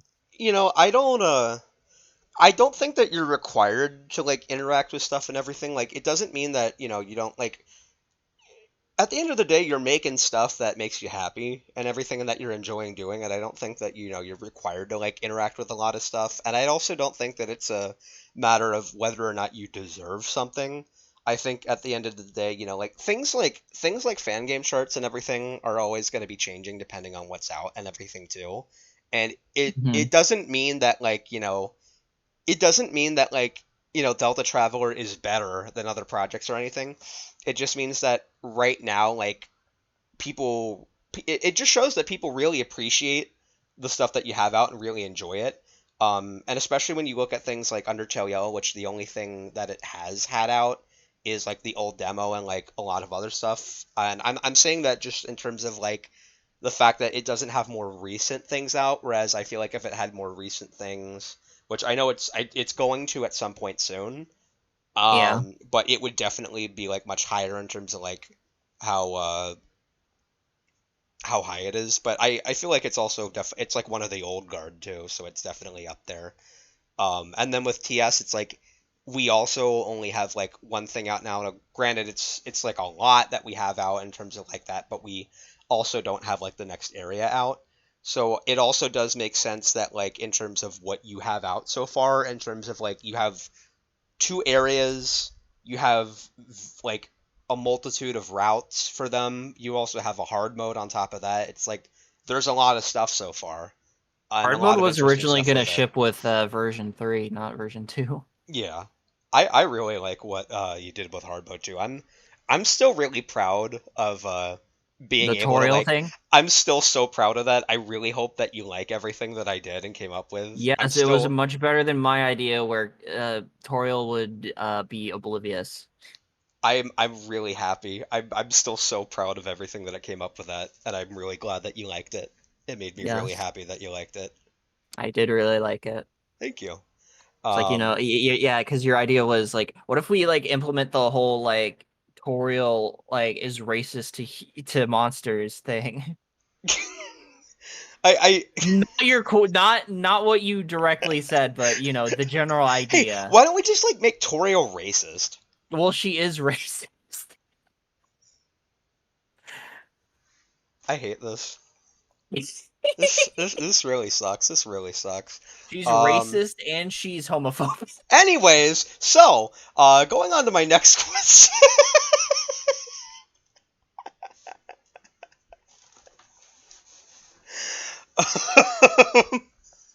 I'm assuming you're laughing right now, but the mic just didn't pick it up. I'm not laughing right now. Oh, okay. What was I gonna say? I got distracted.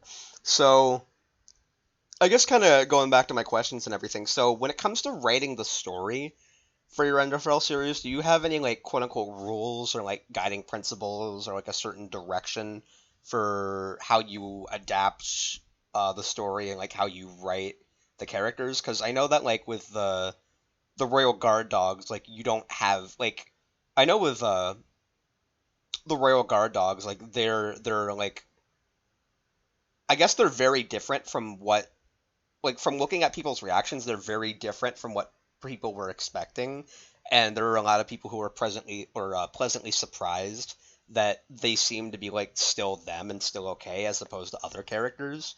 So Hmm. I was just curious as to like what your general like way of going about writing certain characters and like things in general was. The idea is knowing what they're going through because because having something that's so similar looking to Undertale, you need to like also understand like, what how has the current environment of like despair affected them. The idea, I don't know if I no, I'm not going to say. But something happened with the royal guard dogs that left them the way they are. Um, I'm the really exception interested. with that is Dogai, which the idea for that is they had each other, so they weren't really affected by Okay. what happened. Okay. Yeah, because I remember that like Doggo was like red, whereas the other Royal Guard dogs were still like they weren't like caught up in that. So I'm definitely like I'm guessing it is definitely like in terms of like a lot of very like personal character things. And Yes. I really like that. I like how you still like have some characters that are reacting to everything in certain ways as opposed to other ones, and I think that's definitely one of the most interesting things here. Something that I was curious about um, with the dogs. So originally, I remember there was something in. Uh, I remember there was something in Underfell where there was like a note that was talking about a two-headed monster. The I two-headed monster. is that like still canon or was that a scrapped idea? Was that supposed to? It's a scrapped idea at this Okay, point. I'm guessing was that I'm supposed to be gonna I'm about gonna have Dogamy and to okay. I'm going to have to implement it at some point though, but it's going to be very different from what the original idea was because Underfell was originally going to be integrated with the Otherworlder. Oh, okay. Because what the way that at least the perception that I had is that it was talking about Dogamy and Dogoressa, and that like something screwed up happened with them. But It was not okay, that. It was something else that I'm not going to talk about yet, but at some point I might. so it's something that's technically scrapped, but also something that you might I will probably make a whole new character for that. okay. Yeah, I could definitely help with that if you want. I think it would be Maybe. interesting. Um, so I guess the last question I have about Underfell, before I get into the rest of my questions, is what do you think you've learned as the series has progressed? Um, Just in terms of like both like story writing, but also like making the episodes and other things, just kind of whatever. uh, don't make stupid decisions when animating. Okay, yeah, that sounds good. Also, don't make animations of gameplay, like handmade animations of gameplay. Um, there's a lot of moving parts, and it would just, if you're making like a series that looks like gameplay, learn to make pseudo gameplay. Because like a couple years ago, I found out about Petscop and found out that it's not a real game. It was, but it was still technically programmed. Um, so I figured, maybe I should do that. Maybe because I have this whole Undertale framework I made. So maybe I could take that and Yeah, then make the stuff that I want to show. It can be as bare bones as possible. As long as it looks convincing, then it works. yeah. So that's basically what I'm going to be doing for Underfill from this point onward. Okay, all right, neat. Let me think. So I guess let's see. We already answered my questions about UNOTALE. I guess the few questions I have left with Deltatraveler. Do you think that it's been difficult to adapt other games to the gameplay of Undertale and Deltarune? A little bit, yes, mostly because of the need for everything to be diegetic. Hmm. Because there's almost everything in Undertale and Deltarune has an in-universe meaning. Um, and a very recent thing, I keep getting messages about how things adapt with Undertale stuff like, like how does Paula use the TP bar when she should be using psychic points? Mm. And it's stuff that like it's kind of why Light Clear exists Yeah. because it's hard to integrate all these when everything works on a different set of rules. And Yeah. when you're dealing with a game franchise to where almost everything, even the fucking buttons on the UI, are in the game world. Yeah, no, I get So that. it's like sometimes you just want to say it's like that because I want the gameplay to be uniform. I don't want to make a bunch of items and a whole like bar where that only one character can use in one part of the game. Yeah, you don't want to have a So you have to do something weird like having a spell that makes everything adapt to the Undertale gameplay style. yeah, you don't want to have something looking like that one image of like a game like heads up display where it has like crosshairs and elements from like a bunch of different games like the portal crosshair and like the ammo counter from like one thing and like the suit and like the ammo or the suit and health HUD from Half-Life and And then like the Minecraft like the tool hot like bar. yeah the Minecraft hotbar and like the and like the oh what was it what was it it was like the Lego Star Wars like bar and everything and the Doom HUD. um so yeah I guess yeah that definitely makes sense.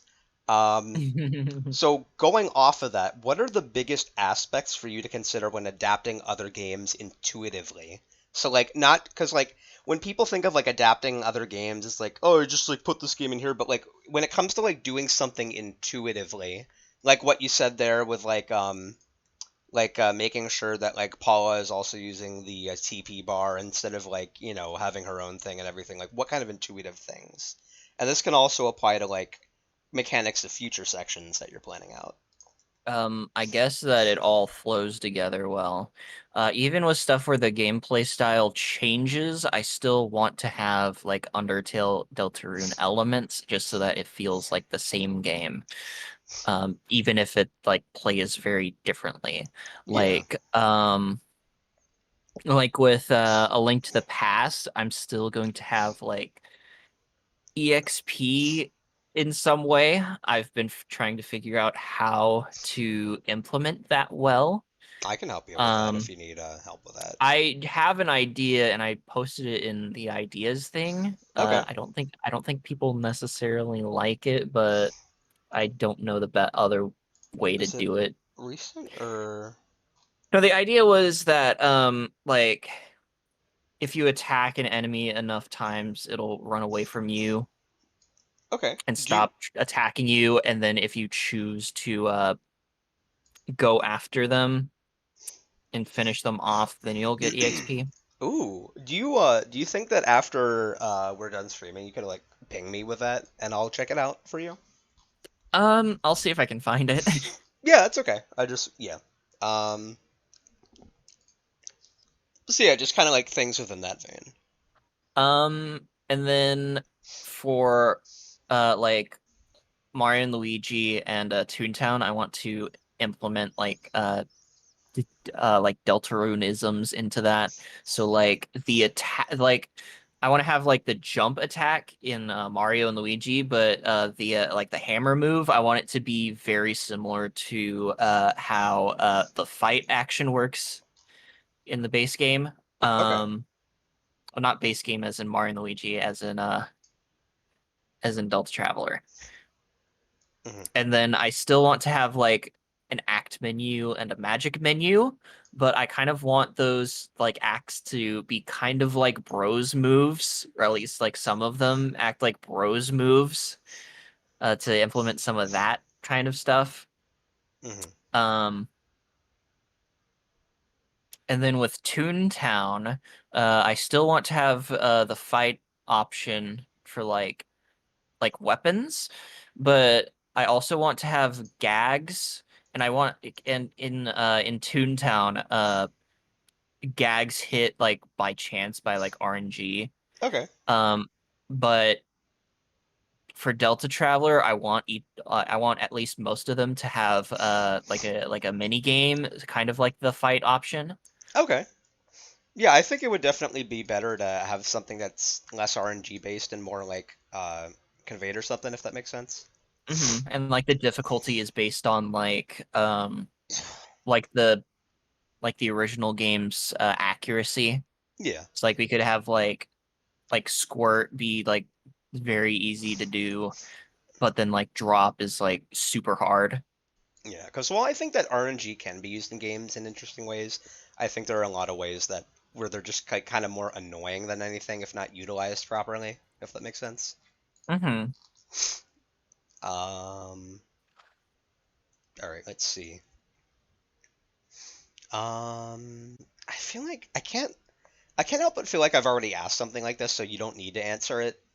We could just move on to the next one, but I was going to ask, what challenges have you faced during development, and how have you overcome them?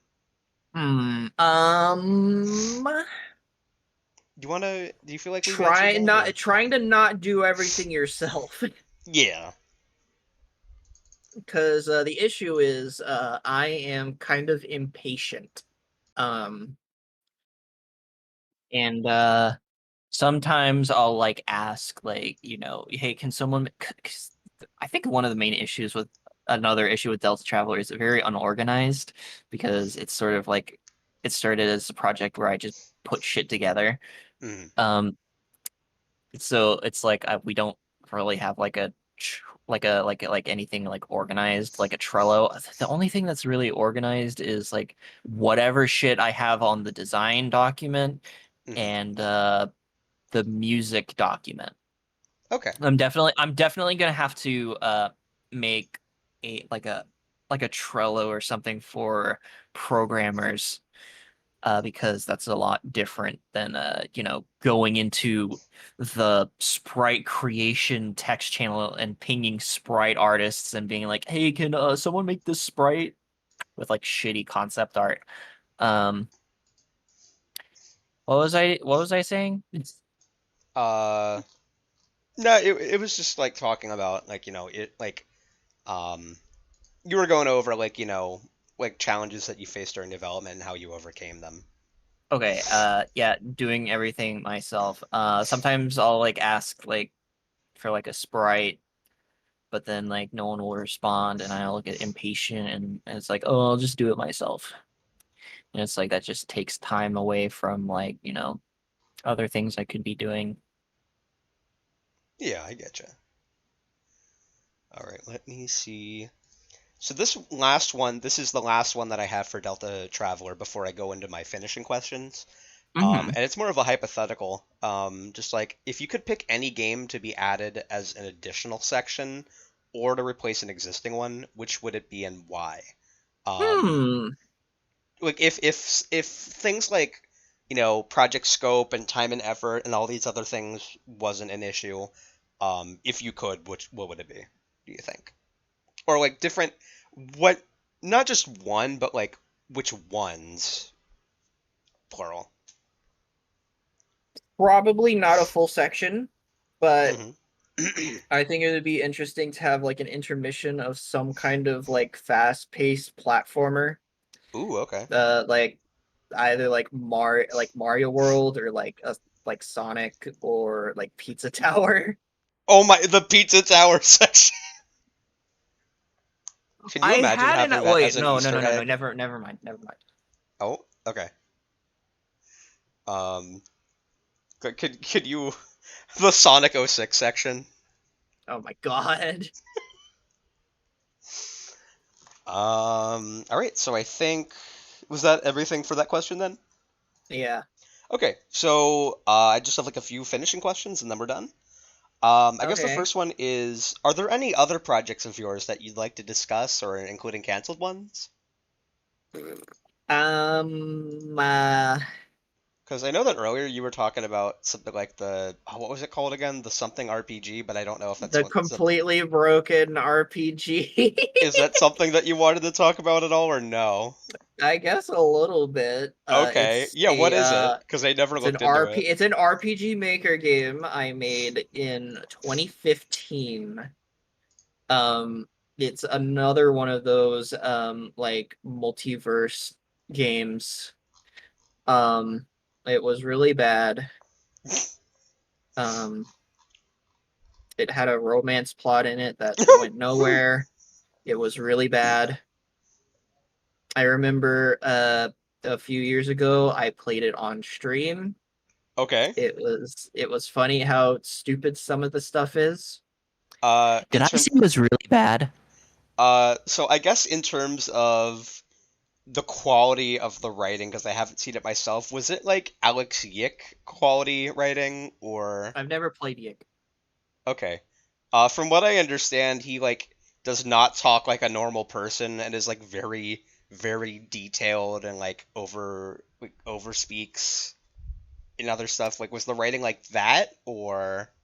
It's too try hard in being funny. It has Okay. Freddy Fuckboy in it. It it what?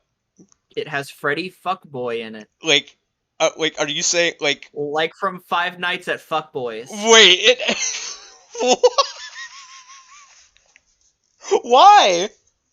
Because I thought it was funny. So you just decided to put Freddy Fuckboy in your game? Yep, no permission. I took shit from the base game and put it in because in a RPG Maker, you can like put a project like file in like a whole like compiled project and just get access to everything. Can we That's put kind of crazy. can we put Freddy Fuckboy in Deltatraveler? That's another thing that like if I could, then I might, but also that's a game about teenagers, so I don't That's think true. that would work. All right, can we put Herobrine instead? The way you peeked the mic there was so good. Oh my god. What if we put White Eyes and What's Wide Eyes? the precursor to Herobrine? I know nothing about it. I She was a like a spider creature, Okay. I was gonna say it could be funny to just like have like and so, Hero. and someone sent me the image, and I said she is such a bad bitch though. I was gonna say you could just like have Herobrine somewhere, just like watching him and he disappears when you like notice him.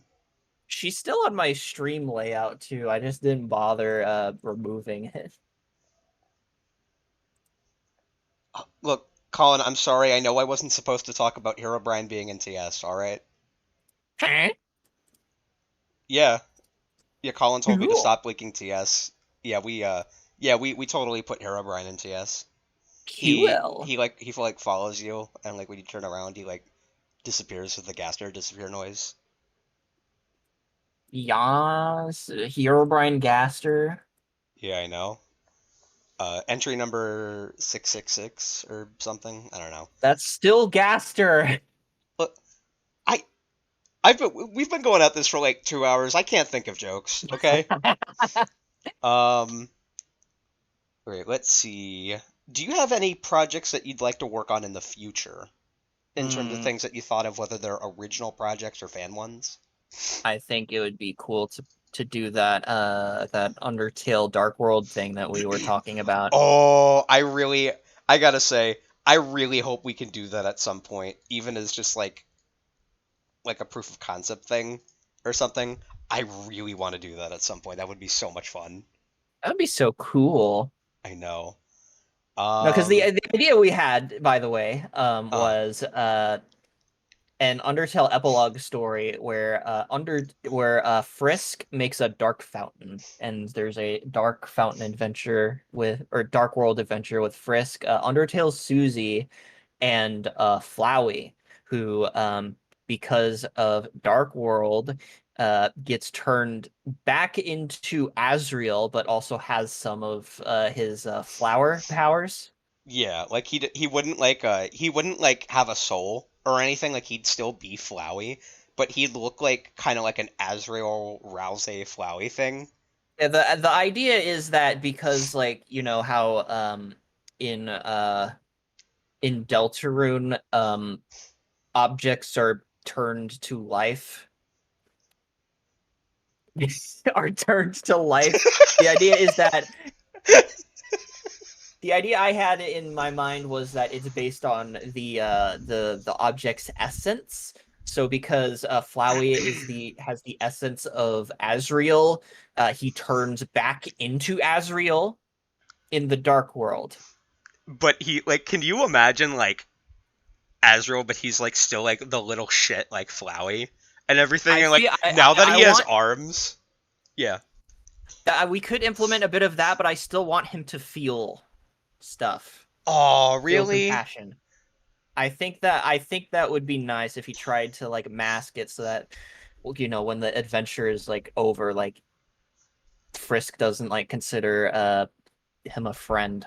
I almost feel like it could be more interesting that he tries to mask it as if he does have his compassion back because he looks like Azrael again, so it reminds him of like when he did that with the souls and he's like, "Oh, I I can feel mean, again," and he plays it up that way. But then later Toby on, Fox already ruined that for you. I'm sorry to say. but no, but Remember the alarm dialogue for Flowey where it's shown that he filled up a water for Toriel. oh, wait, like he started feeling again. Oh, There's that's a chance right. there's a chance that he feels Okay. compassion Okay. as a flower.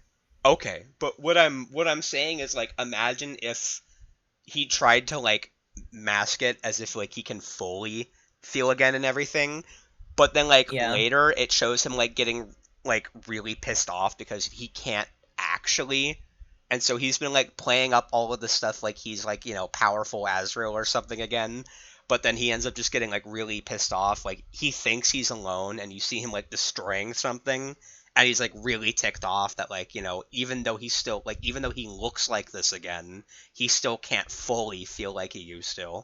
That would be interesting if we didn't have Yeah, what I'm saying the is, evidence against it. well, yeah, no, what I'm saying is that like he,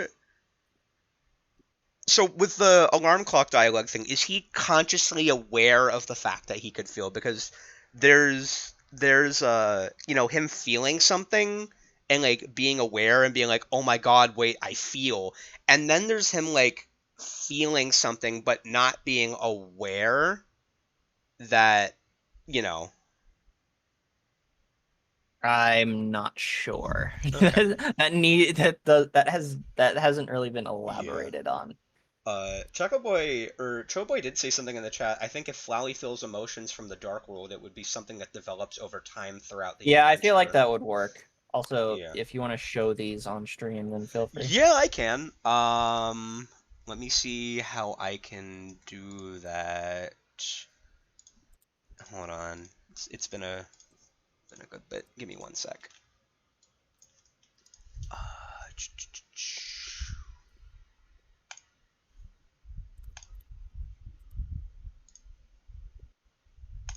um. Oh, does it have to be a local file? Okay, I'll save these. I'll just put Yay, it. OBS. No, I'm using Streamlabs. Oh, okay. God, Sarah. um. Wait, it's. Wait a minute. What happens if I?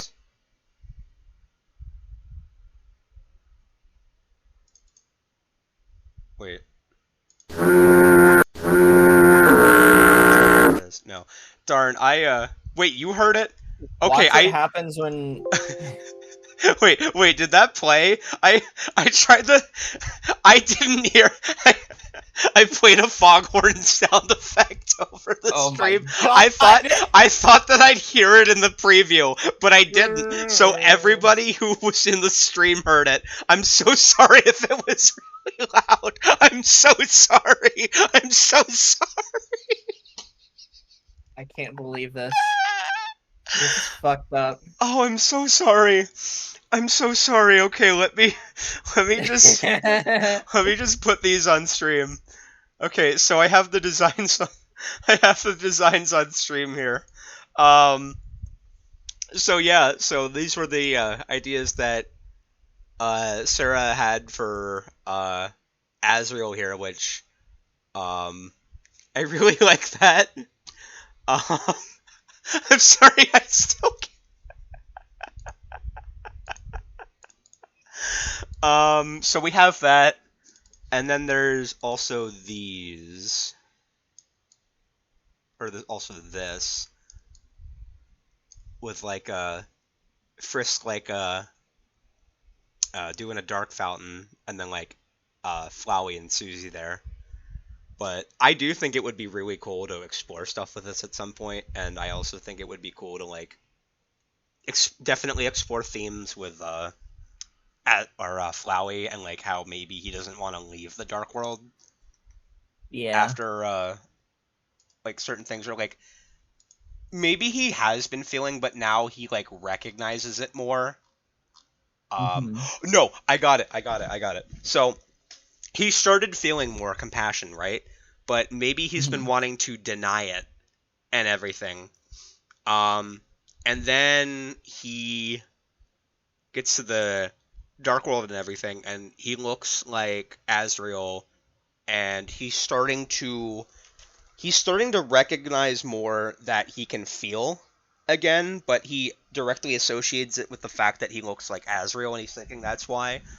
Um, and maybe there would be something there where it's like he has to grapple with the fact that he has been feeling this whole time, or like maybe like he's been using the fact that he's Azrael and putting on a mask that like he still doesn't like what you were saying effectively, where he still doesn't feel because he doesn't want to Hmm. confront the fact that maybe he does or something. I don't know, but I do think that there's a lot of cool stuff That that would we be could that would do with also be that. a nice Deltarune parallel, because you know how Dark Worlds have been like helped people. Yeah, exactly. I think because I remember I even proposed the idea, like imagine if we just did this as like a mod for Deltarune Chapter 1 or something, and it could be a self-contained thing, because I feel like if we did do this, we'd want it to just be a one chapter thing.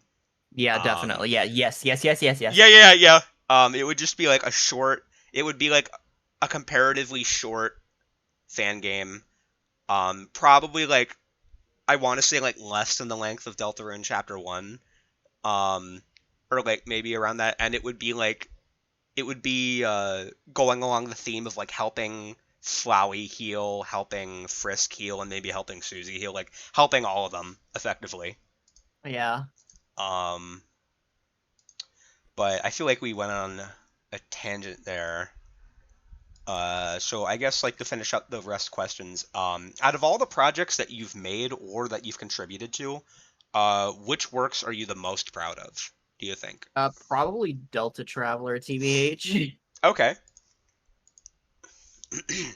It's uh, probably the most that I've been able to you know, actually show how I do with writing and making a full game. Um, I'm sorry that I'm laughing out of nowhere. I just remembered that I played the Foghorn sound effect, and I feel so bad, but I'm also just kind of chuckling, like imagining it playing out of nowhere. Sorry. yeah. But no, as you were Of saying, course the fucker who thinks that her most successful project is the best, but it is true because I feel I don't know, I felt like kind of a hack fraud, and I still kind of feel like it because I'm doing all this stuff with characters that I don't own. I mean, there's still like you're still doing a lot of interesting twists on certain characters and original things here. And I mean, like even like I still think that there's a lot of neat stuff that you're doing with it. You don't need to feel like a hack because one of the things is also demonstrating authenticity towards the source material, and that's something that's not always easy to have, especially, as we talked about, like little Timmy and his mom Sans Undertale fan games. Hmm. So I think that providing authenticity towards a source material and having an in-depth understanding of it is definitely something to be proud of yourself for, because it's not something that everyone can provide. Yeah. And I've recognized that, this probably just means, I'm good at writing for characters so long as I can understand what Yeah, the characters are. yeah, exactly. But I do worry that I can't really because I've had a hard time designing characters, and I'm a little worried that I can't really make interesting characters. I mean, Atonement speaks otherwise, dude. Having tits is not a personality trait. I'm sorry to say. I mean, look, dude, I don't know about you, but I've been on Twitter long enough to know that just isn't true. Uh-huh. Uh-huh. Also, thanks for the follow, Galaxy. Uh, I wish I had personality traits. I mean, what? Oh, Boobs! soul traits? Soul traits moment? I wish I had integrity. I wish I had perseverance. I wish I had justice. I wish I had boobs! No, Sarah, I Um, met, but yeah. okay. I don't know why. When I was saying that, I was thinking of the one meme where it's like, why do guys want bitchy bimbos that walk all over them or something like, or Yeah, yeah, the I know one, what that is. yeah, like that one, like the meme where like the girl's looking at the guy and then the guy's looking and they're like, why do guys want this? Why do girls want that? Why do guys want this? And then it goes to like Freddy Fazbear or something. He says boobs. Boobs. Um. So I guess the last three questions.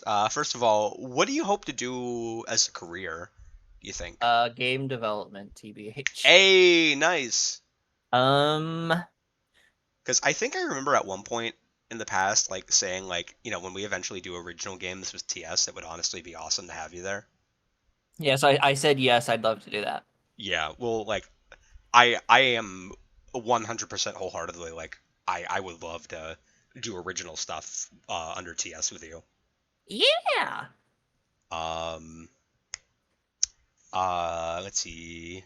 So I know that we talked a lot about like personal stuff and other things here, and I guess going in line with that is the second to last question. So since we're always changing over time, and life is kind of just like a learning experience, is there anything in particular that you're really proud of yourself for? Just it can be anything really, like in terms of personal Making growth or it something this else. far. You know what? I wholeheartedly agree with that. That's I was already like an convinced achievement in that itself. after I moved out, I would fucking like die within the next year. But you know what? I'm still here. 4 Yeah, years later. I think that nowadays like that really is like an achievement in itself, and that's something to be proud of yourself for. I know it always feels like we could be doing more with ourselves, but especially since like you and I are like how old are you again? Are you my age? Are you 23? I am 22. I'm turning 23 in 2 months. Oh, nice. I'm turning 24 in October.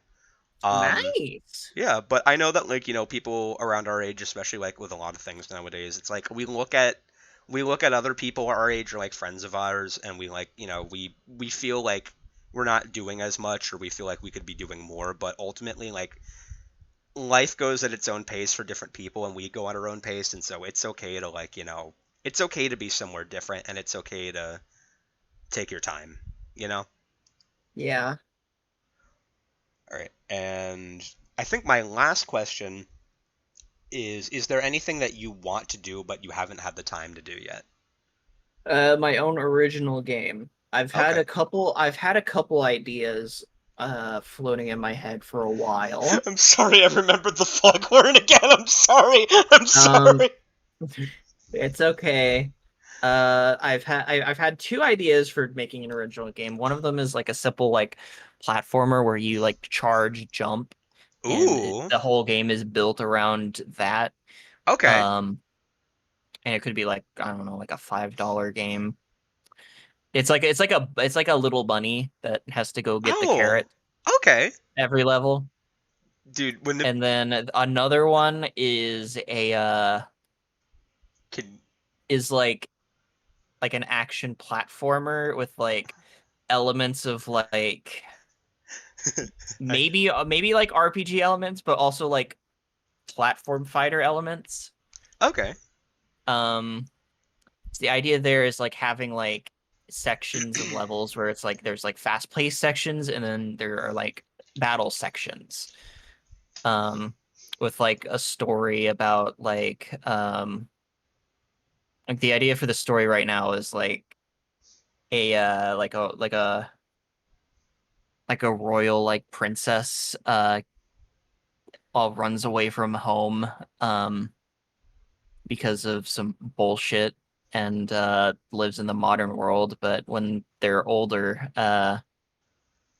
there's like a war being waged and she has to go stop them. Okay. It's I kind of think the idea so far. I really like both of those. I think those would definitely be some neat concepts to explore. I was gonna make a jokey thing and say like with the bunny game, can you imagine if like it seemed like a really like cutesy game at first, and then like halfway Yes. through like you eat like a like the bunny eats like a carrot made of pure protein and gets really jacked up legs, and then like metal music starts playing for the Oh rest of the my game, and God. it's like a really intense platformer. Oh my God. But no, I do think that those are really cool ideas, and I really do hope that you get to explore them someday. Even if it's something that we Same. do with TS. Colin said, "Beef, let's put the foghorn into." I mean, yeah, Yes. no, absolutely. Like I'll just send you the sound effect. We can bit crush it or something, and we'll use it for. Oh my God! Wait, you know that one character the one character that you fight where it isn't clear who they are at first. That would be a perfect sound for them. Like we need to use that somehow during that fight. It's the Very excited to it's see the that. it's the one that's it's the one that we when we did the first Starlight Isles video teaser, we made sure not to show them there. Um, but yeah, I think that was all the questions that I had. So is there anything else that you want to talk about, or? Not really. All right, well, hey, if in that case, I think that's going to be everything it for now. Yeah, it was really cool having you on here and talking about everything. I hope that you had a good time. Yeah, I did. Thank you for having me and Yeah. inviting me to do this, even though it's because I posted it on twitter.com. I mean, hey, I don't mind. It still got you something. That's good. Um, It's still content. yeah, there we go. If you want to steal my VOD and use it for nefarious purposes, then feel free. Um, but yeah, it was my first time doing something like this. I hope that I did an okay job of it with the questions that I asked and everything, and making I sure it think you didn't drag did. on. I think you could 'Cause also like invite other people on. yeah, no, I think it would be neat if I think it would be neat if I got like a specific like stream overlay specific for interviews or something instead of just the welcome to the stream thing that I have. I need to Honestly, I think figure I out think what the I think deal. more Undertale podcasts is only a good thing. No, like I know in the past they definitely discussed doing like an Undertale podcast, and I think it would be. Yeah, I was gonna say Cubic. Like I want to figure out how to do that because there's a lot of stuff I want to figure out how to do. But I think it would be really cool to like do a podcast where like I just like I interview people, but I also just like talk with people about stuff. Um, Honestly, I'd love to be part of like an Undertale podcast thing because I'm that much of a fucking like Undertale dweeb. yeah, like if you want to like, oh yeah, that would be cool. FMS or Cubic about FMS. I'll have to ask him. But yeah, like if you ever want to like be part of a podcast with me, Sarah, we could just like talk about dweeb shit. Let me know, and I'd be all for that. Yes, I But would. yeah, if you'd like if you'd want to like help me like figure out like like visuals and other stuff and things, like we could do that, and I could stream it, and yeah. So I think that's gonna be it then. So hey, thank you to everyone for tuning in. It was really cool doing this today. It was definitely cool streaming again and also doing something that was a bit more uh, varied in terms of content. I'm looking forward to eventually doing some more streams soon, playing more Pizza Tower, probably playing some Halo Master Chief Collection, just playing things on Legendary, but also playing mods like Cursed Halo. So yeah, thank you to everyone who's given me a follow today. Thanks for tuning in, and I will see you guys next time. Take care. Bye.